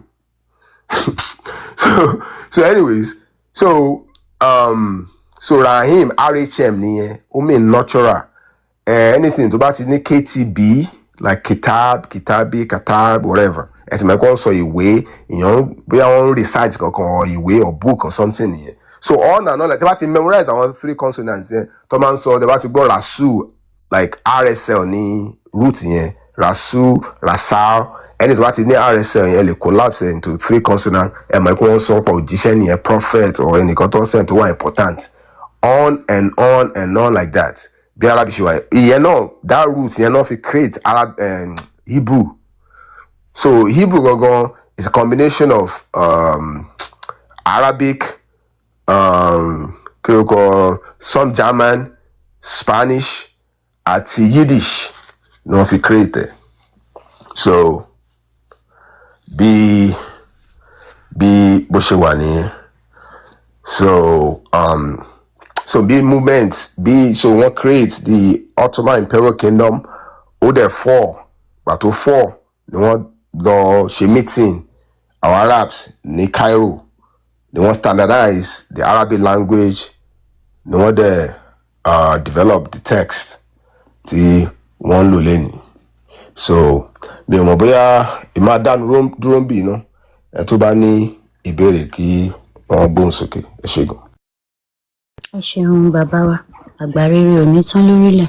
Please kindly get a cup of water or a glass of juice. ẹ ṣé gan, ẹ kú àtàárọ̀, ẹ kú ohùn. Gbogbo ilé ẹ jọ̀ọ́, Tinker, are you there? Àbí ẹni tó bá ní ìbéèrè kí Tinker kí bàbá Tinker tó gbóhùn sókè. Right. Tí ò bá sí ìbéèrè for now. Tinker, please kindly take the mic. Thank you. ẹ ṣé gan. Bàbá Ifádàrẹ wọ́n ti sọ̀rọ̀ gan. All right, so ẹ jẹ́ ká ṣe ju eléyìí. Let us go through the. Hold on, Asharisha. Please kindly hold on. Tinker, ẹ jọ̀ọ́ bàbá mi, wọ́n ti sọ about ó ti lé ní 30 ìṣẹ́jú, wọ́n ní àwọn ní ìbéèrè. Ẹ jọ̀ọ́ ẹ má bínú bàbá mi, mọ̀ kó ṣì wà ní comment section. Ẹ jọ̀ọ́ ẹ jẹ́ kí wọ́n sáré béèrè ìbéèrè wọn kí ẹ tó gbóhùn sókè. Ẹ ṣeun gan. ẹ ṣe mo kí gbogbo ilé ìyá mi mo lè ka ẹ ṣe gan, mo appreciate time yìí. Ọ̀pọ̀lọpọ̀ àwọn èèyàn tó wà ní comment section bóyá question ti lè bá bẹ́ẹ̀ yẹn sọ̀rọ̀ yóò dàbí pé wọ́n invite Mohammed Meji. Ṣé mo get kíní ẹ̀ correct sir, Mr. Ifádàrẹ? He's on the call at the moment. Give him few minutes to come back. He's on the call. Okay. No bàbá Mohammed kan náà ni o. Mohammed. Okay. So because a ní àwọn àdìsí kan tó pọ̀ káàkiri tó ń sọ oríṣiríṣi ìtàn ó jókòó kòdo ó gba okun pa. So àwọn àdìsí yẹn mo fẹ́ get because mo wà níbi iṣẹ́ mo kàn over hand ni mo fẹ́ get it correctly. So gbogbo àwọn àdìsí yẹn báwọn ti wá invite jáde because bẹ́ẹ̀ sọ pé Mohammed yẹn gan ó dàbí epo gangan wọ́n kàn lọ invite wá ní pé ṣe àwọn incident tó ṣẹlẹ̀. Bẹ́ẹ̀ni tẹ̀mẹ́ pé ṣẹ́rí hadith nǹkan tó ṣẹlẹ̀ ni pé gbogbo àwọn ṣẹ̀mú sọ pé àwọn Umayyad caliphs wọ́n láwọn hadith tí wọ́n, àwọn Abbasid àwọn náà ní àwọn hadith tí wọ́n. Ṣẹ́rí tẹ́ bá ń ṣe politics ẹ notice pé ìgbà tí Abiola tó fẹ́ contest ní Nàìjíríà kí ló kọ́ ṣe ó lọ ra Concord newspaper. Zik Azikwe òun náà ní mo ti gbàgbé orúkọ newspaper yẹn ọgbọ̀n ká máa ń sọ orúkọ ẹ̀. Then tẹ́ bá wọ Awólọ́wọ̀ lọ ra Tribune. Tẹ́ bá fẹ́ propagate ideology tẹ́ bá dẹ̀ lówó the first thing ní láti kọ́kọ́ lọ ṣe ni pé Tinubu náà ó dàbí pé òun náà ní newspaper tiẹ̀ right ẹ gbọ́dọ̀ ní media. Ṣé ẹ ráwọn hadith ẹ̀rí yẹn òun làwọn media wọn ń gbà yẹn. Tẹ́ bá ka àwọn hadith míì ẹ máa rí pé wọ́n attack ara wọn. Àwọn Umayyad wọ́n máa attack àwọn Abbasid náà hadith tiwọn, àwọn Abbasid wọ́n máa attack àwọn Umayyad. So hadith kan tó wà nìyẹn supplementary text wọ́n sọ yẹn wọ́n fi ń it's all about politics because àwọn oníkàlùkù ń try láti propagate ideology tiẹ̀ láti impose ideology ẹ̀ lórí àwọn ẹ̀ńtọ́ fẹ́ conquer ni. So ìwọ tó wà ní conquer ìwọ náà media ẹ gbọ́dọ̀ strong because some of them wọ́n ṣe pé time tí wọ́n ti wà far removed ìgbà tí gbogbo nǹkan ti ń ṣẹlẹ̀ ẹ̀yin rò pé ìbílẹ̀ ayé ṣe rí ìsìn láyé ṣe rí ńgbà yẹn ayé dúdú ńgbà yẹn ẹ wò láyé ìsìn tó báyé ṣe lajú tó yìí táwọn èèyàn kan ṣèbílẹ̀ Nàìjíríà gbogbo àwọn yẹn exist wọ́n ṣe ń lọ Saudi wọ́n ṣe ń lọ hajj gbogbo ẹ̀ láyé ìsìn táwa yìí tí gbogbo bí information ṣe circulate ẹ wá wò gbà yẹn fẹ́ pé láti Libya lọ sí Saudi Arabia ó lè jẹ́ bí 6 months tẹ́ máa ṣe rìn lọ caravan gbogbo ẹ̀ ṣe get so information will travel oníkàlùkù ń gbé information lámbà tiẹ̀ sílẹ̀ ni so most of those guys nígbà yẹn tó àwọn caliph time tí wọ́n ti wà far removed bóyá bí 600-700 years after tí Muhammad tí wọ́n ti create Mohammedan movement yẹn ni so some of them gan believe pé this Muhammad pé kò ṣe fictional character even though wọ́n rí bọ́n ṣe ó dàbí wọ́n ṣe parọ́ fún wa ní tìǹ náà ni wọ́n ṣe parọ́ fáwọn náà táwọn èèyàn dẹ̀ ń believe ẹ̀ àwọn kọ̀ọ̀kan ni wọ́n náà ń believe ẹ̀ nígbà yẹn but àwọn míì nu wọn Sheikh Abdul Malik làwọn rí as Muhammad àwọn míì máa sọ pé Ibn al-Arabi ó ní historical Muhammad àwọn míì máa sọ pé al-Mamun tó jẹ́ leader àwọn Abbasid tí wọ́n fi name àwọn craters orí moon because ṣe mọ̀ most of àwọn those guys nígbà yẹn àwọn ò ń ṣe àwọn ignorant Mohammedans tèmi àwọn máa ń wà into space wọ́n máa ń ṣe astronomy wọ́n like àwọn Sufi some of them Sufi ni wọ́n like astronomy wọ́n like science wọ́n máa experiment wọ́n ń ṣe Romeo tó fẹ́ dàbí ifá yẹn wọ́n náà máa ń go into stuff like that. Tẹ́ bá wo ìwé tó ń pè ní Pentateuch ìtàn sọ pé 5 book of Moses in its original form it's a book on horoscopic astrology. It's all about astrology, the movement of heavenly bodies, the stars, the sun. That's why the symbol Islam is crescent moon, the star àti the crescent moon because moon ò ní sun kò ní light tí moon tó máa emit inú sun lè reflection sun ni. So these people are into heavy astrology.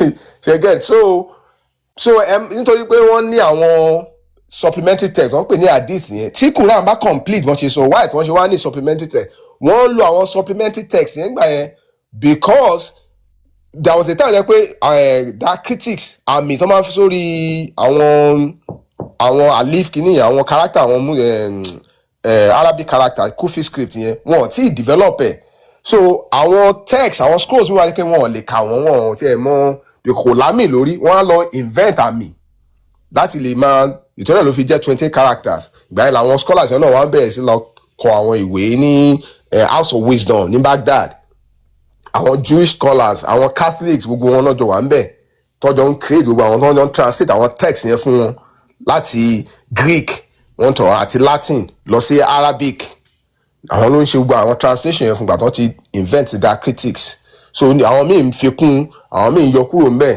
àwọn míì ń gbé àwọn lamba new lamba tí wọ́n sílẹ̀ that's why tẹ́ bá ka kúrò àwọn kò make sense tẹ́ bá ka àwọn hadith mi kò make sense ẹ máa mọ̀ pé ìgbà táwọn people ń kọ wọn witness kan tó ń kọ so gbogbo lamba ní gbogbo ẹ̀ and it's all about politics ẹ̀yin gan àwọn èèyàn tó ń subscribe àwọn fún wọn get caught up in their politics ni. bẹ́ẹ̀ ni wọ́n máa ń narrated by tidis. Exactly. wọ́n kàn ń gbé news yẹn káàkiri láti fún Mohammed yẹn láti fi ẹsẹ̀ rẹ̀ lélẹ̀ dáadáa. wọ́n fẹ́ fi ẹsẹ̀ múlẹ̀. wọ́n dàbí threatening word wípé ó ti ṣe bẹ́ẹ̀ mi bẹ́ẹ̀ o tó ọba gbà fún ń bọ̀ wá pọ̀. Exactly. Because àwọn fi ń gbalẹ̀ ni wọ́n fẹ́ impose ideology yẹn on you ní pé kí wọ́n gbàgbọ́ sówó nǹkan tó máa fi wà believable nínú ẹ̀ náà ń ṣe. ó láwọn kan narrate tán pé láti káàkiri tó kàn ń gbé news yẹn káàkiri. later additions ni. So propaganda ní gbogbo ẹ̀ kò fẹsẹ̀ múlẹ̀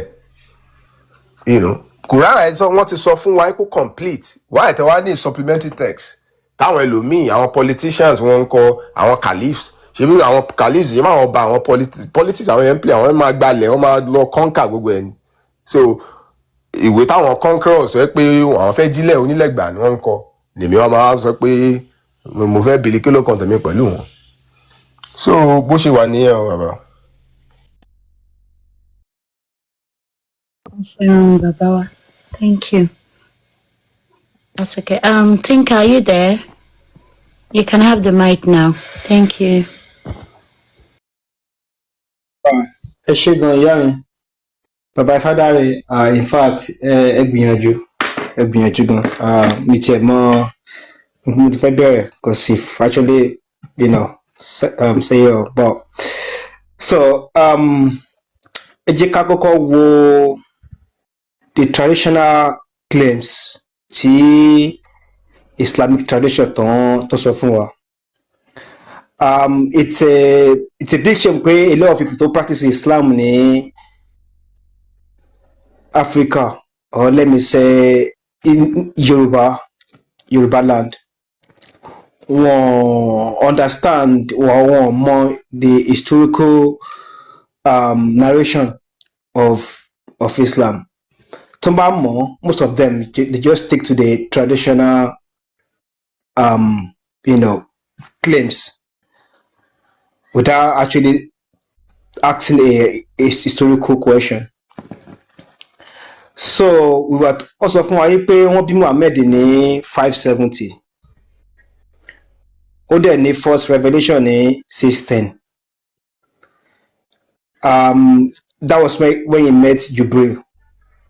One between 6:10 and 6:23, he had only under revelation, which they call the Meccan revelation.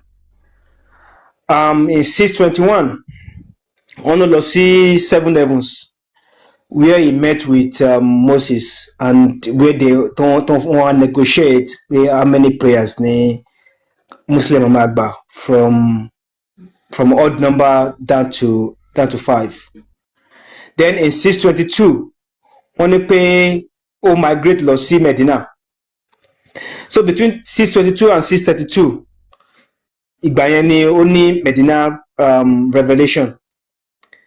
Then ó wá padà sí Mecca ní 6:30. In 6:32, Muhammad ó kú. Nígbà tó kú, there was no written Quran. Wọn ti kọ Quran. They claimed that everything was memorized. Between 6:32 and 661, we have the caliphate from Abu Bakr, Uthman, Umar, and Ali. Now, this is the problem. In 632,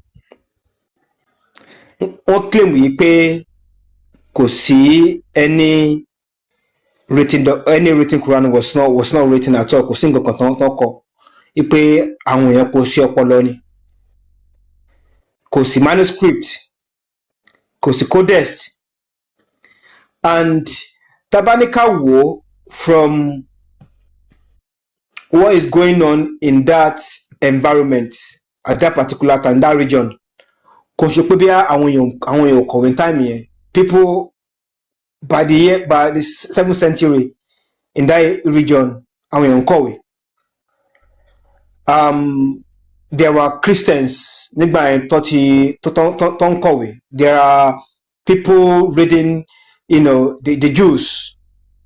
So kò ṣe pé bí kò sí any literacy or written system ní time yẹn nígbà tí Muhammad kú. Now the question is, tí Quran bá wà central sí Islam, why don't we have a compiled book or any fragment of manuscript during his lifetime? Now, wọ́n claim yìí pé àwọn èèyàn kọ sórí that after tí Muhammad tó kú, àwọn kan kọ sórí, which will take us to between 632 and 634, which is the first caliphate. During the war of Rada,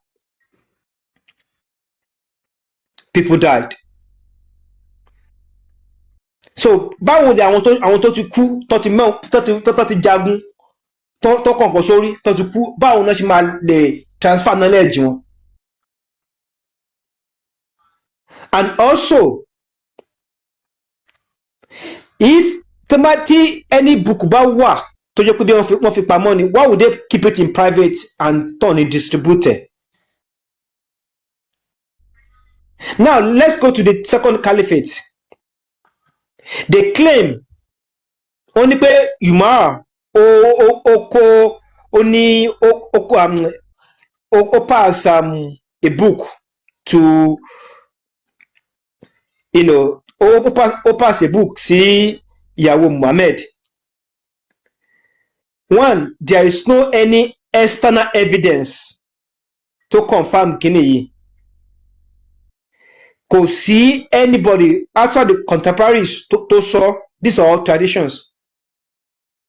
So tí kílórúkọ ìyàwó Muhammad yẹn, widow Afasa, tí Afasa tó bá ní master copy lọ́wọ́, why did Quran has variant in mathematics society? Then let's move to 644 and 656, which is the time of the Third Caliphate, the Imani Empire.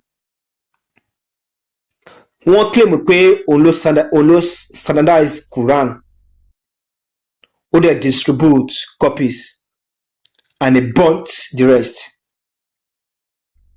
So ó standardize ẹ̀, ó wá mú àwọn kan, ó wá burn àwọn yẹn.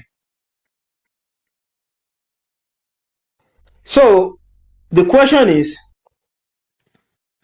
if Abubakar Codex ipe ó ti wà fix, why will you burn other books? So that means ó ti contradict their second claim. So on the fourth caliphate, that's when the Quran started coming together, between 656 and 651. Then we have the Hadith timeline. So the Hadith is the saying of the Prophet Muhammad as claimed by the Muslims. They claimed that it's preserved authentically. But let's fact check this, because Buhari Tamanka, Buhari documented collected this hadith, this saying 238 years later, after Muhammad have died. 238 years after tí Muhammad ti kú ní Al-Bukhari máa ń borúkọ mi wọn mi sharab ló wọ́n ní kó collect hadith wá kó together. But this one of the most surprising thing actually. Wọ́n collect 600,000 reports. 600,000. But he only kept 7,397.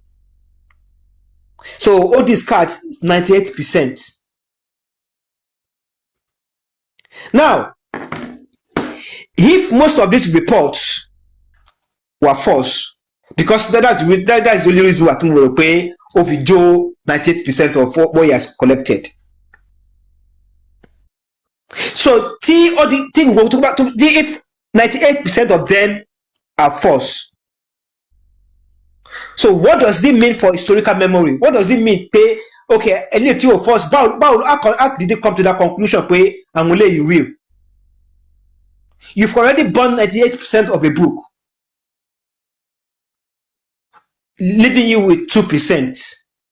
But we should come to the conclusion that 2% are the authentic. This was 238 years later. Timafini contest. 238 years ago, there was no phone. 238 years ago, we haven't been to space. There's no satellite. 238 years ago, there was no plane. 238 years ago, they were still enslaving Africans. To give you the context.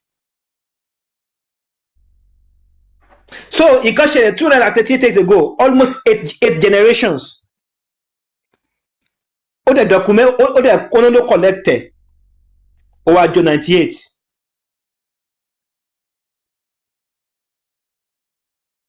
Could make sense at all. Now, let's go to the third, to the commentaries. Ejeka wo the historical facts plus the claim.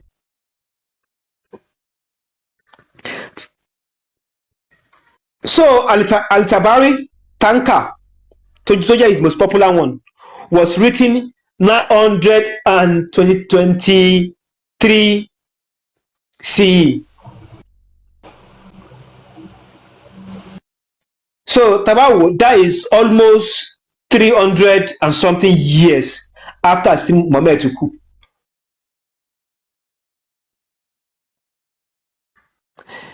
Yes, there are earlier commentaries, but none of them survived. None. So what Muhammad to survive was more than a century after Muhammad have died. So the question that I will be put to my post ni pe, why did this commentary only become written more than a century after Muhammad have died? So for 100 years there was no any commentary, but people are still practicing Islam. How did they understand, or where did the understanding of the Quran come from? So all this thing, was it shaped by theology, politics, or the need for empire? Why all this work not to cut on laws? Why all this earliest were why talk of laws? In context, taba wo àti lè rí àwọn surviving documents by the Romans up to the 4th century. So ìgbà kan claim yìí pé wọ́n kọ Quran sókúta, wọ́n kọ sára igi. Are they telling us that in that region they don't have the knowledge of scrolls and codex? Because the Christians or the Jews wọ́n ti ń kọ̀wé, or the Romans wọ́n ti ń kọ̀wé gbogbo time yẹn, and gbogbo time yẹn dé eléyìí ọwọ́ ọjà àwọn Roman di gbogbo bẹ́ẹ̀.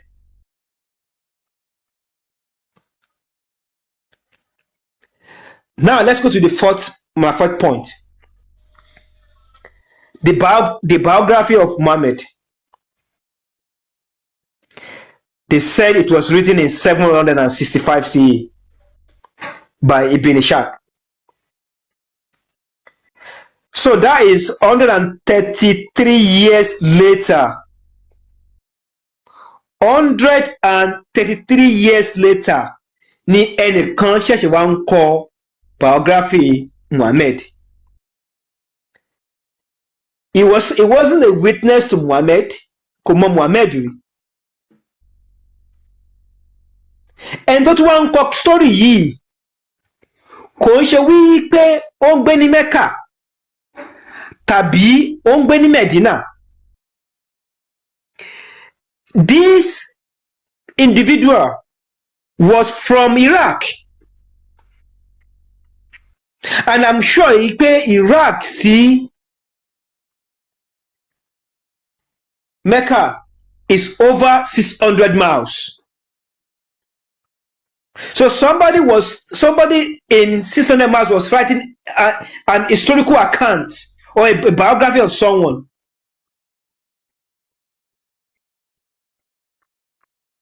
Now, second problem pẹ̀lú that biography ni wípé the only version to exist was this guy Ibn Hisham version ló exist,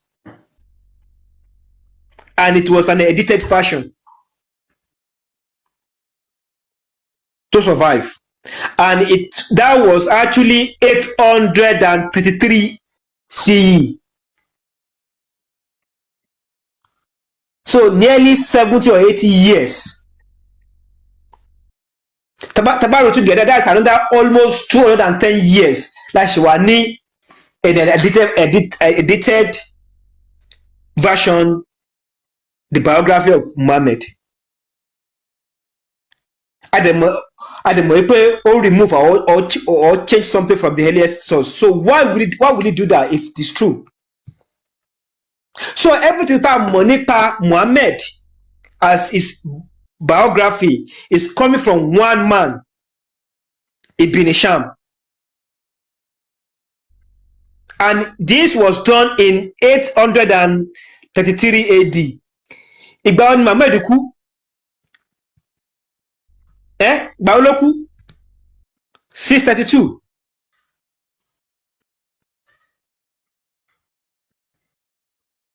So tí a bá ń sọ story Muhammad gan, we are only relied on an history or a biography that was written 200 and something years after Muhammad died.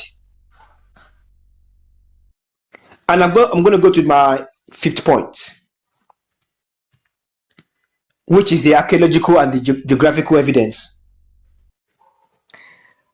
Every single time they tell us Mecca is the mother of all cities. It was founded by Abraham. This is only a claim made by the Muslims. This is theology. It's not historical fact. Because if you talk about the mother of all cities, then it should be able to present the evidence without reasonable doubt. When we talk about, for instance, when we talk about the civilization of the Egyptians, even though there is a debate, there's an argument, ṣé dúdú ni wọ́n ni, ṣé funfun ni wọ́n ni, ṣé pupa ni wọ́n ni. Yes, there is that argument. But any evidence there was a civilization in this land, and a great one indeed. An evidence Babylonia was a great civilization. An evidence Ile-Ife in the 11th century, 13th century, one ọ̀nà, they have a pavement, they have water system. There is evidence for it.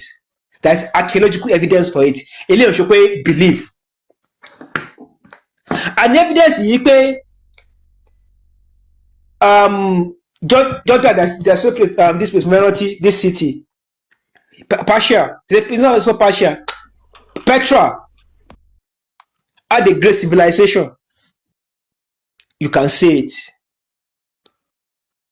Now, somebody one claim Mecca is a mother of all cities, founded by Abraham. One, the Greek, the Romans, the Persians, the Palestine map, all ancient map, you cannot find Mecca on the map. The only time Mecca was found on the map was in 741 CE. That is 120 something. My math is not that good. After Muhammad kú, ìgbà yẹn ni Mecca ṣẹ̀ṣẹ̀ appear lórí any map. Go and fact check me. Go and check any ancient map.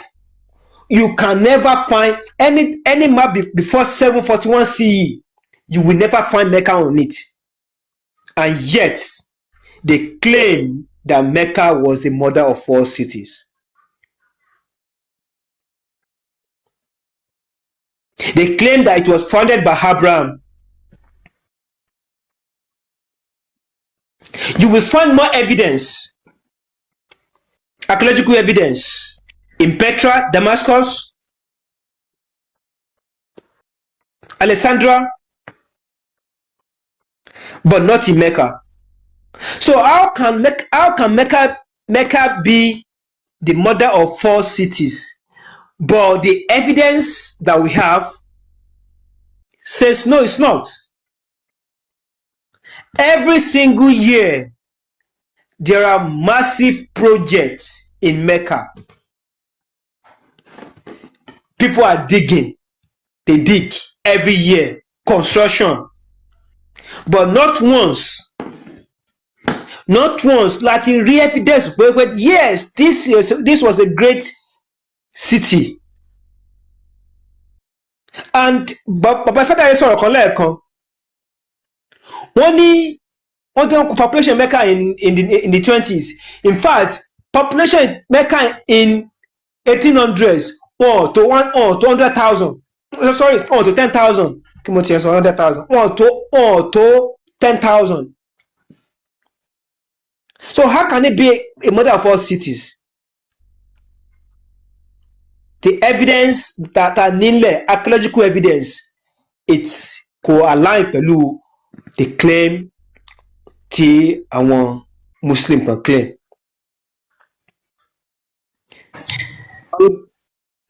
I will go to my 6th point. The agricultural problem. There are some foods that were mentioned tí wọ́n mention nínú Quran. Tẹ́ bá ka Quran dáadáa, ẹ máa rí fruit like grapes, figs, olives, and dates. But do you know that the only plant or the only fruit tí a lè sọ pé ó ń grow ní Mecca ò ní dates? All other fruits tí Mecca mention, tí Quran mention, you can only find it in the Mediterranean climate, not in the desert. So báwo ni Quran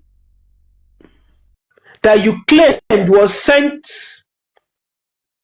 to Muhammad, and Muhammad took the message, and Muhammad wá ń bá àwọn audience tó jẹ́ Arab sọ̀rọ̀, tó ń gbé ní Arabian Peninsula, ó ń bá wọn sọ̀rọ̀. He's delivered the message to them.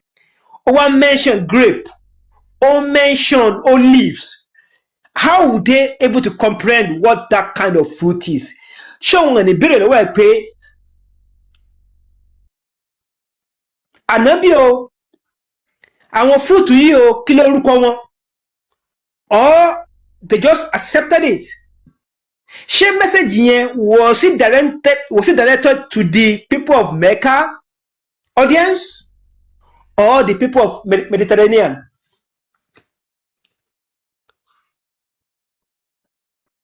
Tí ẹ bá lọ bí ìyá tó ń gbé ní abúlé, bóyá lẹ́kìtì ni o àbí lọ́ṣun, tí ò jáde rí, tí ò kúrò ní lórí ilẹ̀, tẹ́ béèrè pé kí ló ń jẹ́ kóró mustadi, pé ṣé ó ti rí rí, kí ló jẹ́, kò ní mọ̀, because kò rí rí, kò ṣe kan tó ń grow ní area wa.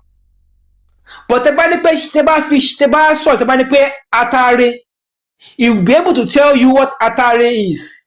She will be able to explain to you how it grows. He'll be able to tell you the useful or what atare is used for. But now, Muhammad one deliver message. He was mentioning something: grape, olives, figs, all these and fruits. Tó ń wù ní Mediterranean, kò ń ṣe tó ń wù ní desert.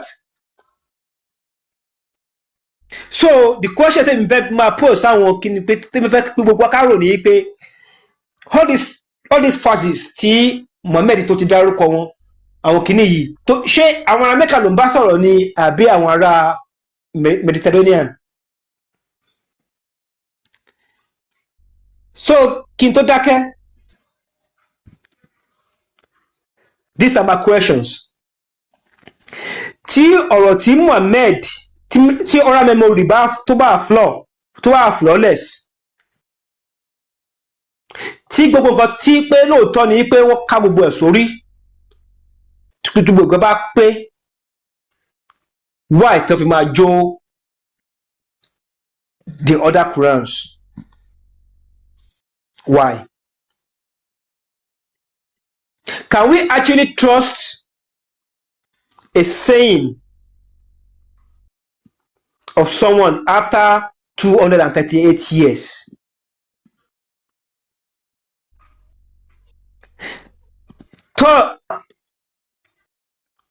The commentaries. Why was it written so late? Or it was just a reflection of the empire and politics? Then the Mecca evidence as well. Why do you pay any archaeological evidence or any map until after a century after?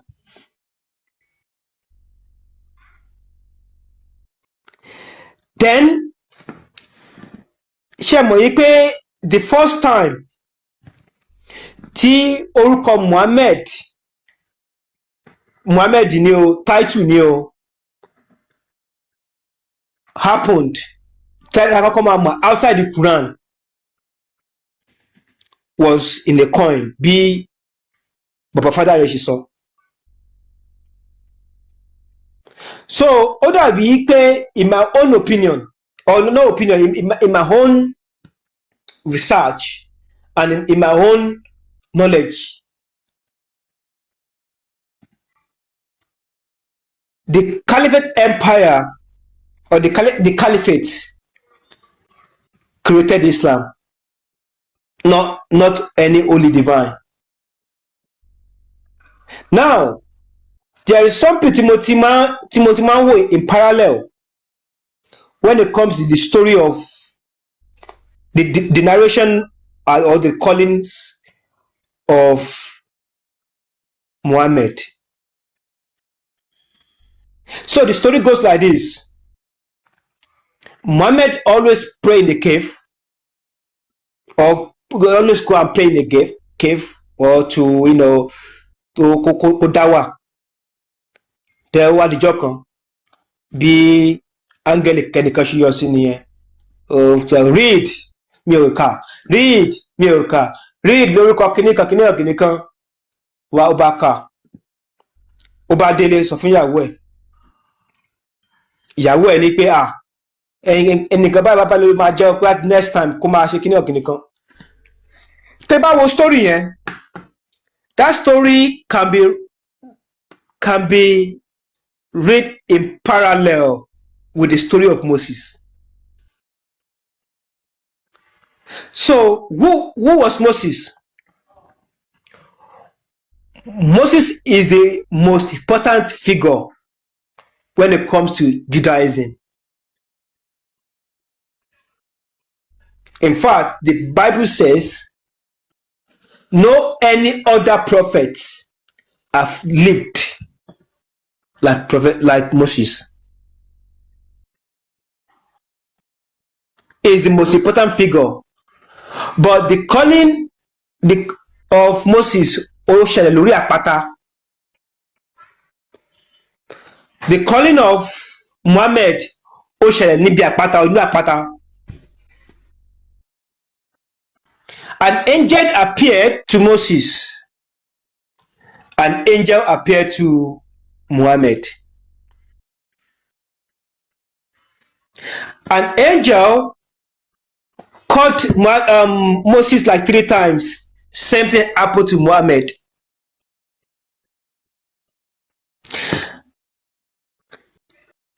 The angel wanted to deliver a message to from Moses.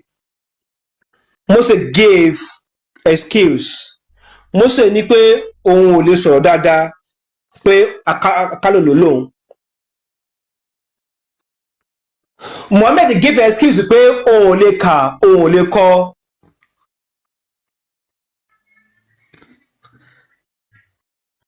Then the angel ó wá suggest fún Mósè yìí pé ẹ̀gbọ́n Aaron will be the person that translates. In Muhammad case, ìyàwó ẹ̀ ló bá translate ló bá explain this message. The connection between both Moses and Muhammad ni pé both of them are family members.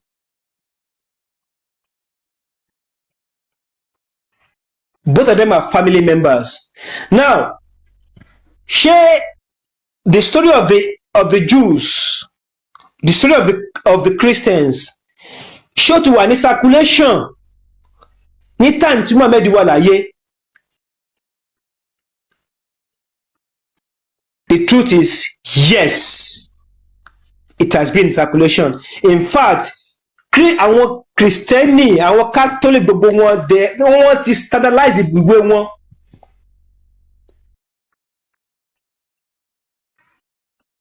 Ìwé wọn ti wà. Wọ́n ti ní pé okay, this is eléyìí là ní fi sí o, eléyìí máa fi sí o, eléyìí máa fi sí o. And there is a story in the Quran tí ó appear nínú the infancy of the Gospel of Thomas, but story yẹn kò sínú Bible táwọn ń kà nísìnyí. But when you go and read the infancy of Thomas, ẹ máa rí story yẹn bẹ̀. But the infancy of Thomas was actually a gospel that was used by some Christians tí àwọn Rome to excommunicate. It's the story of Jesus Christ playing with birds. Tó fi àmọ̀mọ́ ẹyẹ wá mú ẹyẹ ó wá sọ di a life ẹyẹ, ó sọ di ẹyẹ tó mí. That story is in the Quran. That story is not in the Bible, but that same story can be found in the infancy of Gospel of Thomas. And another thing tí mo máa ń sọ ó ní wípé báwo ni Islam ṣe máa claim yìí pé the Psalms was given to David. Ní ìmúrúkọ tó pè ní Arabic, but there is a place where the Quran claimed that the Psalms was given to David and the gospel was given to Jesus, was given to Isa. What we call the book of Psalm today was not given to any David. It was a compilation of books, of poems given to about 11 or 12 authors. When you come to the book of Psalm today, you will see the Psalms of Moses. Most people most people Bible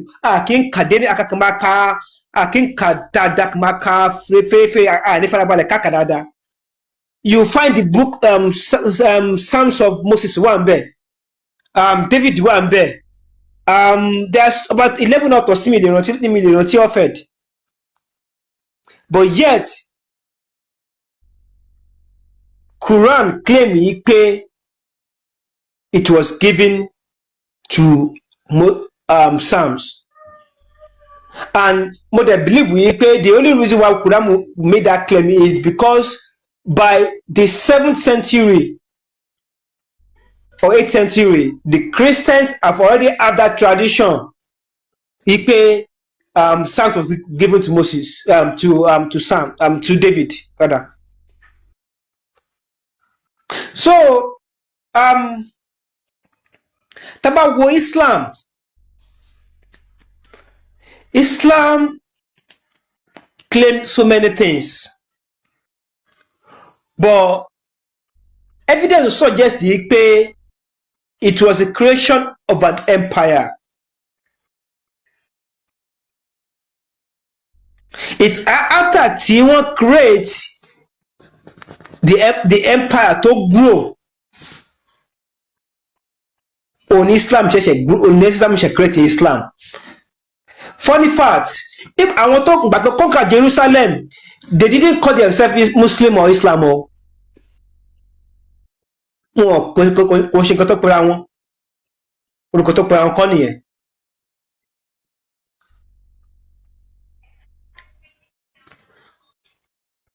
So tá bá wo gbogbo kíní papọ̀, a máa rí i pé tí a bá tiẹ̀ fẹ́ ṣe any ẹ̀sìn as black race, ẹ̀sìn tá a máa ṣe tẹ́ bá believe yìí pé yours is inferior, that religion must be able to prove themselves beyond reasonable doubt.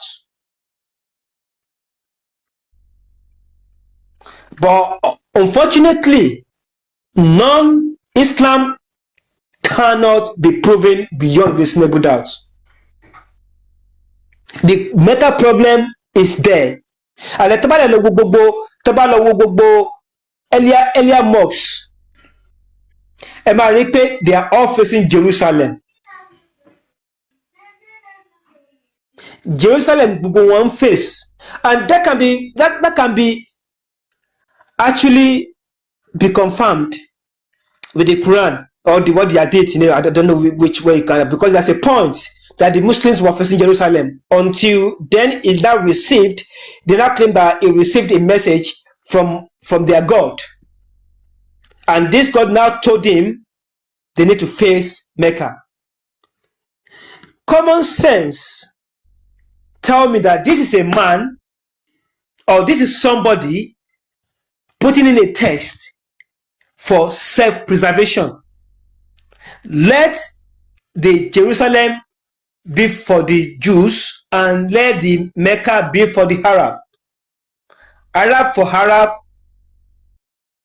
Jerusalem for Jerusalem. So in this story of facing Jerusalem and Mecca, the critical question to pose ni pé, why did they face Jerusalem in the first place? Did they face Jerusalem because Allah was telling them to face Jerusalem?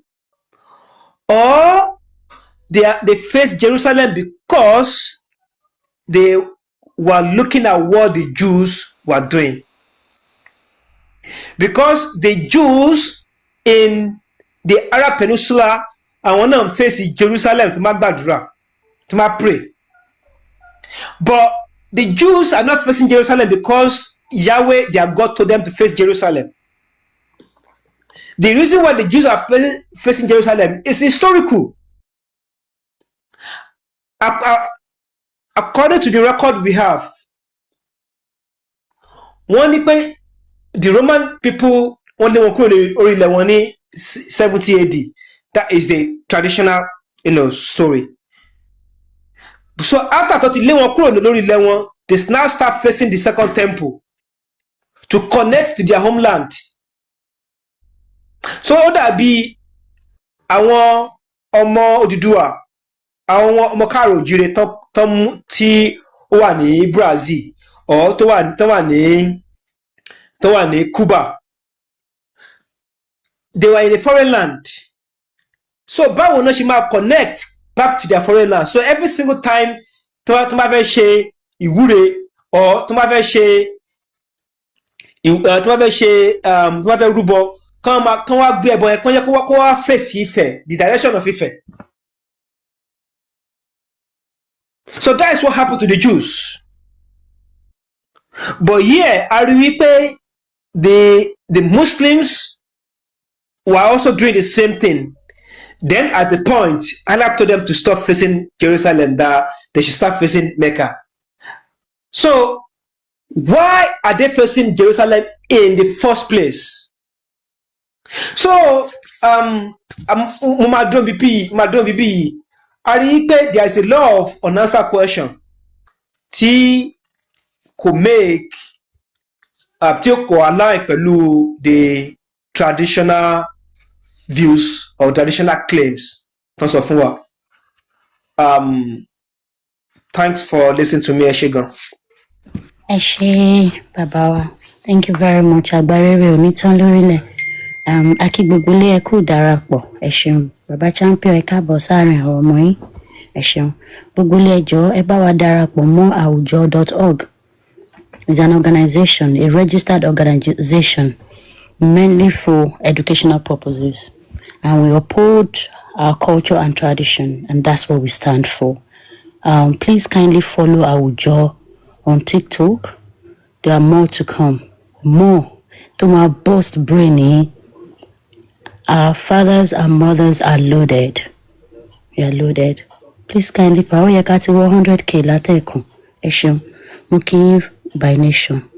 Omoba. Gbogbo ki. Ẹjọ́ ẹni tó bá ní ìbéèrè kí àwọn bàbá wa tó ti padà. Tó bá ní ìbéèrè. Olóyè Akínyò. Ẹ káàbọ̀ bàbá mi. Ẹ ṣeun. Ẹ béèrè ìbéèrè yín sir. Oh, okay. Right. Do we have anyone at the comment section who would like to ask questions? I can give my box. Yeah. You can come up and ask your question. Let us know. Ẹ jẹ́ ká mọ̀ nínú comment section quickly before kí àwọn bàbá wa tó gbé ẹnu lọ́rọ̀. Ẹ ṣeun. Okay. I don't think anyone is there at the moment. Right. Baba Fadare, mo fi tọ̀wọ̀tọ̀wọ̀ porúkọ yín. Ṣé ní nǹkan tẹ́ fẹ́ sọ ká tó lọ sọ́dọ̀ dáàdì wa? Baba champion. Fi tọ̀wọ̀tọ̀wọ̀ porúkọ wọn. Jẹ́ kí bàbá champion lọ máa sọ̀rọ̀. Okay. Ẹ káàbọ̀ bàbá, gbogbo ilé kí yín sà. Ẹ káàárọ̀ gbogbo ilé. Ilé òní ṣú wa nílẹ̀ Oòduà. Agbára Ọlọ́run Olódùmarè gbogbo wa la máa kó ìyókù délé. Mo ṣe ń wọlé lélẹ̀. Mi ò mọ ibi tí gbogbo ní báyìí tó dé. Mo kí bàbá wa Àkàrà Ògùn, mo kí by nation, mo kí ọmọ Múlíká, mo kí ọmọ ọba, mo kí bàbá wa Fádáre, ọmọ èṣù. Bàbá wa kí lórúkọ bàbá tí ó sọ̀rọ̀ tó ń sìn? Thinker, right? Mo kí gbogbo wa ní àwùjọ àti gbogbo àwa tí a fetí sí ètò yìí. Ó dá mi lójú pé ètò àwọn ọ̀jọ̀gbọ́n lélẹ̀ kì í ṣe ètò àwọn ọmọ tó ṣẹ̀ mú ọyàn. Àwọn ojú tí mo rí nígbà ẹ̀rọ ayé bà mí, ìmọ̀ tí mo rẹ́ sọ mọ́. Mo tẹ́ bá ètò dé tẹ̀síwájú ká lè mọ bá ṣe máa gbẹ́nu sí. Ẹ ṣeun. Àkíyè bàbá mi tí wọ́n pé olúwo ní ẹ̀yin lẹ́ ń jẹ́ champion. Mo kí bàbá o. Àbúrò àbọ̀yọ. Ilẹ̀ sọ ní champion. Àbúrò àbọ̀yọ bàbá o. Yeah, so bá ṣe sọ lọ bí bàbá thinkers mo ṣe sọ. Ṣé tá bá sọ pé nínú Catholicism ní Mohammedanism ló ti erupt as a movement tó wá jẹ́ Islam lénìí. A sọ pé Christianity gangan fúnra rẹ̀ wà real o.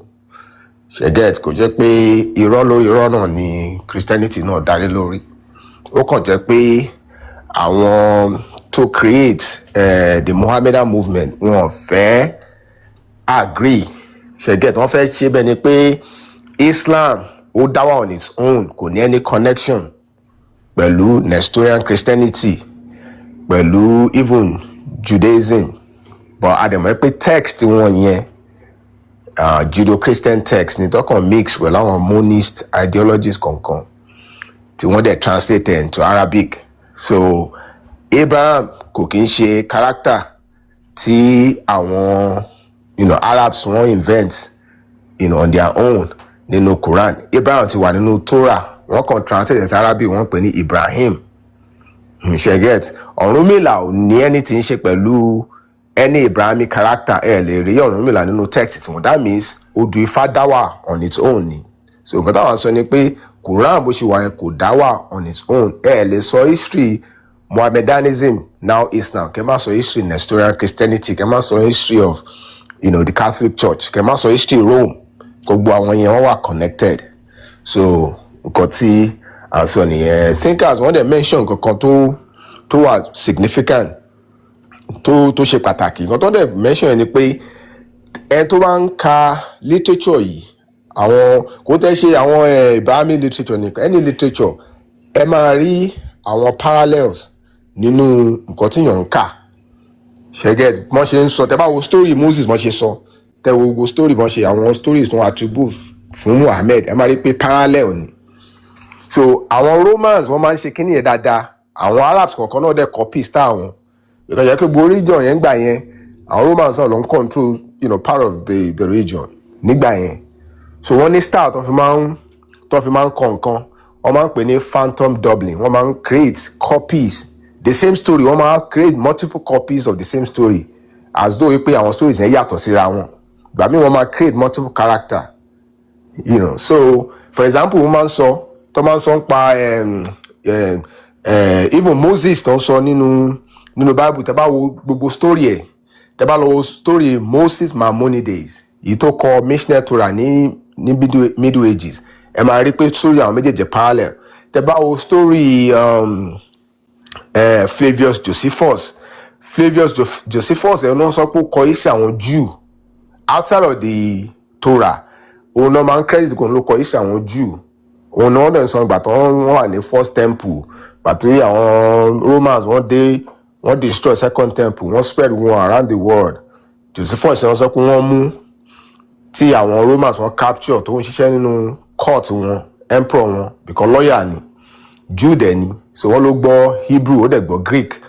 Ó wá kó àwọn 72 writers jọ, wọ́n jọ fi translate the ancient Hebrew text, wọ́n translate ẹ̀ sí Greek. But ẹ bá bi wọ́n pé òkè ṣé wọ́n tó bá translate nìkan from Yorùbá to English, níbo ni tí Yorùbá copy yẹn wà, wọn lè gbé jáde. Kò sí ẹ lọ bí ẹni rabà yìí pé kí wọ́n gbé original Torah jáde nínú Hebrew tó wọ́n fi kọ́. Tẹ́ bá Google ẹ̀ sí ẹ máa rí pé Greek ni wọ́n fi kọ́. Wọn ìtàn sọ pé wọ́n kọ ní Hebrew tó translate, táwọn 72 scribes tó translate wọn rí yẹn. But ẹ bá lọ ka story Josephus, story live ẹ̀ àti story Scaliger, Joseph Justus Scaliger, tí ó develop subject of chronology, history gbogbo ẹ̀, story wọn yẹn parallel. So bí àwọn wọ́n ṣe máa ń kọ kíní, wọ́n ń pè kíní ẹ̀ ní phantom doubling. Ó wà nínú art náà, nínú theatre, ó ní nínú movie Coming to America. Ẹ máa rí pé Eddie Murphy one character ni, ó dẹ̀ ṣe multiple characters.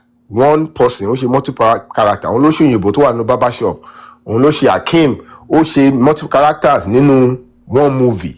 But ẹ bá láwọn character ẹ máa rò pé èèyàn míì ni, ẹ máa rò pé wọ́n lo costume, wọ́n fún ní makeup. So àwọn Romans náà máa ń ṣe kinní yẹn dáadáa, àwọn ló popularize that art form. So wọ́n máa ń ṣe dáadáa nínú writing. Tẹ́ bá ka story ìtàn pè ní Plato, ṣe wọ́n ní Greek philosopher ìgbà wo. Tẹ́ bá lọ ka story Gemisto Plato ní medieval era ní Constantinople, story àwọn méjèèjì wọ́n parallel ara wọn. So why tí wọ́n parallel ara wọn, wọ́n máa sọ fún yín pé Gemisto Plato yẹn èyí tó gbé ní Constantinople, òun ló discover ti the Greek philosopher to live in whatever, bẹ́ẹ̀ 3,000 years ago. Tẹ́ bá sọ pé okay, tẹ́ bá bi wọ́n pé kí wọ́n gbé àwọn writings tí Plato kọ, kò sí wọn ní any writing tó kọ ní Greek. Because gbà tó ń sọ yẹn àwọn Greek tó ń sọ nípa yìí, wọ́n ní linear A linear B writing. Àwọn tẹ́ bá wo àwọn linear A linear B wọn kì í ṣe script. So kí ló fi kọ nǹkan sílẹ̀? Ṣé Egyptian hieroglyphics ló fi kọ́ ni, àbí Arabic, àbí Demotic? So àwọn people kan máa ń parọ́. That's why pé tó máa ń sọ history fún yín, ẹ máa béèrè time tí wọ́n ń sọ, ìgbà wo ló ń sọ yìí.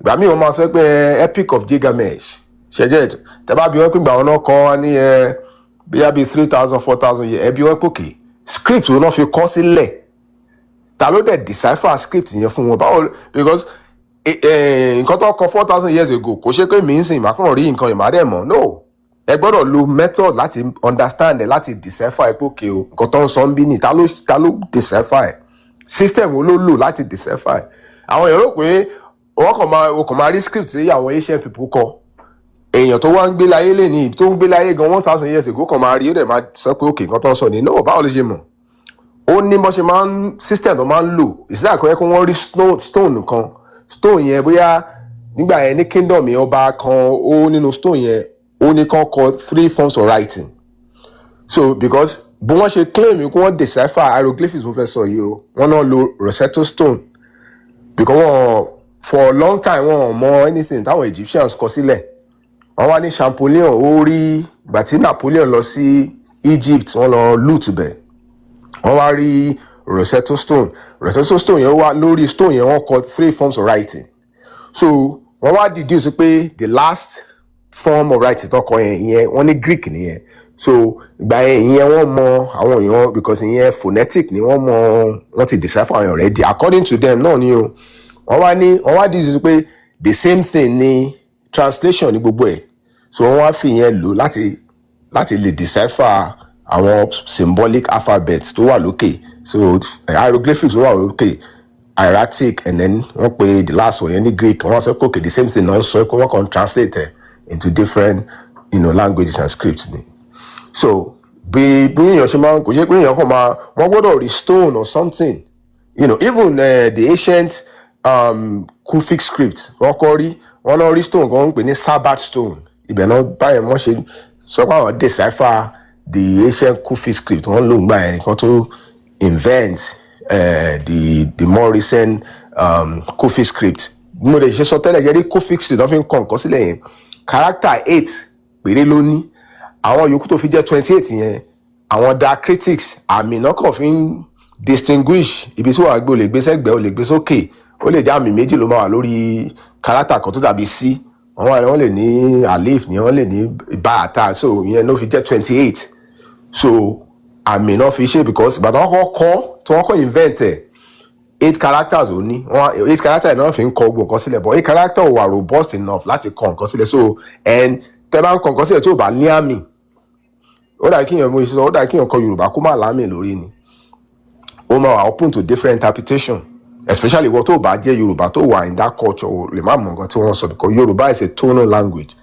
so tẹ́yẹ̀ lọ fi wá invent diacritics don't invent o like maybe 500 years tí wọ́n sọ pé Muhammad ti kú ni so báwo ni èèyàn máa believe nǹkan èèyàn tó ti kú mọye generations wà ní 500 ṣe àwọn civilization mi ti wá wọ́n ti fall within 500 years so àwọn people yìí tó máa sọ nǹkan tí wọ́n á sọ fún wa ẹ máa jẹ́ ká question ẹ̀ ká máa interrogate nǹkan tó ń sọ ká kàn máa believe gòkè o wọ́n sọ nǹkan yìí fún mi ìmíràn ti gbà bẹ́ẹ̀ no èèyàn lè gbàgbé ilé ayé yìí ayé tó yẹ pé a gbọ́dọ̀ question nǹkan ni especially tó máa ní nǹkan tó yẹ pé ó máa gbé wa lọ síbì kan or a gbọ́dọ̀ fi gbogbo life wa sílẹ̀ fún a ní láti question ẹ̀ so tàbí ẹ̀ka a máa ń question nǹkan ni irú situation tá a wà lẹ́nìí àníwà ń bẹ̀ nǹkan tí wàá gan ní láti question ẹ̀ so bí mo yẹn sọ tẹ́lẹ̀ odù fásitì kò ní anything ó stand on its own ni kò ní anything ṣe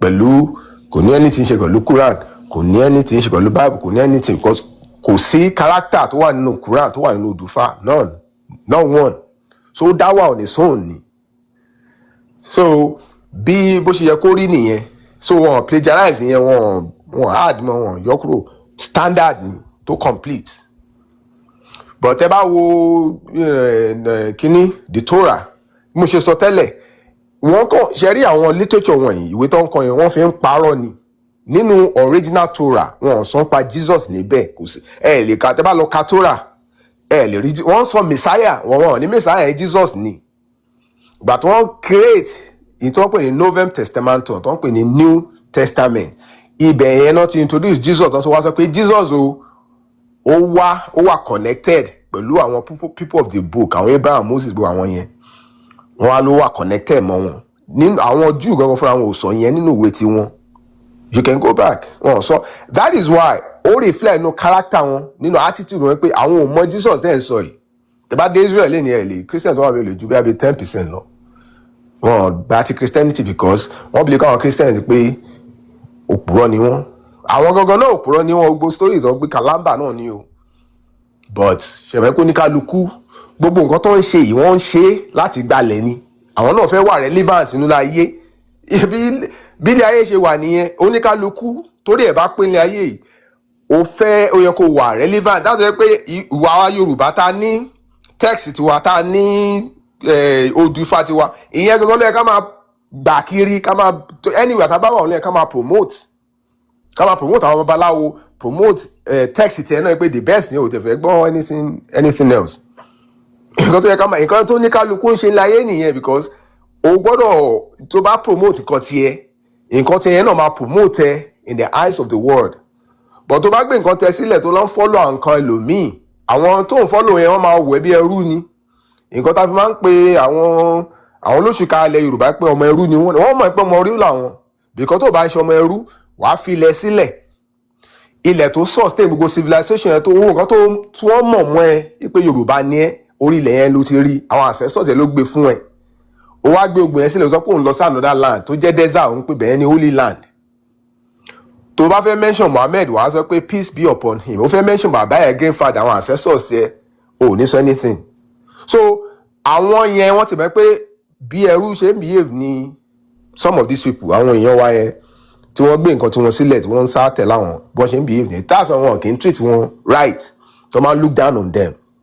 Wọ́n deserve láti wà look down upon because ìwà ẹrú náà ń wù. Ṣe get tó nǹkan tó ṣẹlẹ̀ ni nǹkan èèyàn ń gbéga, ó dáa kò dáa o, nǹkan èèyàn ń gbéga, nǹkan tí ò bá dá mẹ́ ẹ reform ẹ, kẹ update ẹ, kẹ ṣe nǹkan tó bá o lè má tó ẹ pé òwe pèké nǹkan yóò dá mbẹ, o lè má ṣe yẹn, wàá ṣe nǹkan míì tó dẹ̀ dá, wàá gbé yẹn dání, but kó wá reject ẹ complete kó máa lọ gbé nǹkan ní nǹkan tó ẹ pé nǹkan tá a gbé dání sí yẹn tó ẹ pé ó great ni, ilẹ̀ wa ti wà greater ju bó ṣe wà lọ. Ìgbà tá a gbé nǹkan tí wàá dání, ìgbà yẹn ni ilẹ̀ wa dá, ìgbà yẹn ni gbogbo la progress, ìgbà yẹn la invent kíní knowledge of metallurgy, mẹ́ta tá a fi ń ṣe ọkọ́ àtàdá, àwọn ọ̀nà ẹ̀sìn yín lòdì ní àwọn alágbẹ̀dẹ náà ló ṣe gbogbo ẹ̀ fún wa. Aṣọ òkè tí wọ́n ṣe fún wa náà la ṣe ń wọ̀dé ní, Ifá àti Ifá divination system gbé fún náà la ṣe ń lòdì ní, ó ní gbogbo ayé ni wọ́n fẹ́ wá kọ́ nílẹ̀ Yorùbá lénìí, gbogbo àwọn artifact wọ́n create, àwọn orí olókùn gbogbo àwọn ancestors ló create gbogbo so anything tó jẹ́ pé wà of import nílẹ̀ Yorùbá, ìgbà tí agbéṣẹ̀ṣe dání ni wọ́n create gbogbo ẹ̀. Ìgbà tá a ti lọ gba àwọn gutter religion sáà ń gbé kiri, ìgbà yẹn láti ìgbà yẹn ló dípò àtẹ̀lé, a lè defend ara gan lẹ́nìí. Gbogbo ilẹ̀ Yorùbá àwọn Fúlàní aliens wọ́n ń wá rape àwọn obìnrin wa, kan wọ́n jẹ́ káwọn àwọn bàbá wa lọ sóko, wọ́n jẹ́ kí wọ́n ṣe anything, a dẹ̀ lè ṣe anything about it. Ṣé àti regress. So the only way tá a fi lè go back náà ni tá a bá gbé ṣẹ̀ṣẹ̀ dání, ká gbé gbogbo àwọn gutter religion Islam, irọ́ ni gbogbo ẹ̀ dálé lórí, wọ́n fi ń gba ilẹ̀ ni, wọ́n máa fi promote cultural supremacy tiwọn. Abrahamism is nothing but a tool for the promotion of Euro-Asian cultural supremacy. Wọ́n dẹ̀ máa fi subjugate ẹ̀yin tẹ́ jẹ́ indigenous people, wọ́n máa fi exploit yín, gba lẹ́yìn, gba resources yín, wọn ò dẹ̀ fún yín anything in return. Ẹ máa sìn wọ́n títí di ọjọ́ ayérayé ni. Nǹkan tó dẹ̀ ń ṣẹlẹ̀ nìyẹn, because gbogbo nǹkan tó ń gbé dá àwọn dẹ̀ mọ̀ pé rọ́lá wọn ń pa kiri, wọ́n mọ̀. Ẹ rò pé Pope ò mọ̀ pé gbogbo kínní, ṣe bí wọ́n sọ Pope yìí tàná, ṣe bí wọ́n sọ fún wọn pé kò sí ò ní láti believe nítorí kó ti lọ sí kingdom of God or something, òun tó àṣírí díẹ̀díẹ̀ fún àwọn èèyàn, sì ń tún wọ́n tún attack ẹ̀, ṣé wọ́n fẹ́ mọ̀ ju Pope lọ ni? You get? So ẹ máa mẹ́kọ̀ àwọn people wọ́n ti ní mental problem, wọ́n ní psychosis, so a gbọ́dọ̀ máa treat wọn irú àwọn èèyàn, àwọn ọ̀jọ̀gbọ́n lóṣìṣì báyìí ní pé ok ẹ jẹ́ ká máa treat àwọn èèyàn wa, because kò sẹ́ni tó máa ṣe tó ṣe àfáà lè máa fẹ́ kó máa kọ́ àwọn èèyàn, wọ́n kàn máa educate àwọn ọmọ wa, àwọn èèyàn wa into ignorance, nìkan tó ń ṣe nìyẹn. Ṣé àwọn pastor Adébóyè lẹ́ máa ní ká ṣe, wọ́n máa educate àwọn èèyàn wa into ignorance ni. So àwa la ní láti come together ká pull àwọn èèyàn, a dẹ̀ ti ní tool láti lè ṣe, a ní social media, internet tó yẹ pé ó go far, any opportunity tá a bá ní láti lè ṣe, any tool tá a bá lè lò láti lè ṣe ni ká lò láti lè ṣe, because àwọn people wọ́n fẹ́ sọ wá di ẹ̀dùn arìnlẹ̀ ni, wọ́n ti jẹ́ lọ for a long time, but bèbè ti ṣẹ́jú, a ti wà ní new age báyìí àṣà ìyá òmìnira, a ti wà ní new age tó yẹ pé a ní láti change the narrative, because nǹkan tó ń gbé dání because kò sí nǹkan tó wà nínú Quran tó èmi tó deep kò àmì ò rẹ́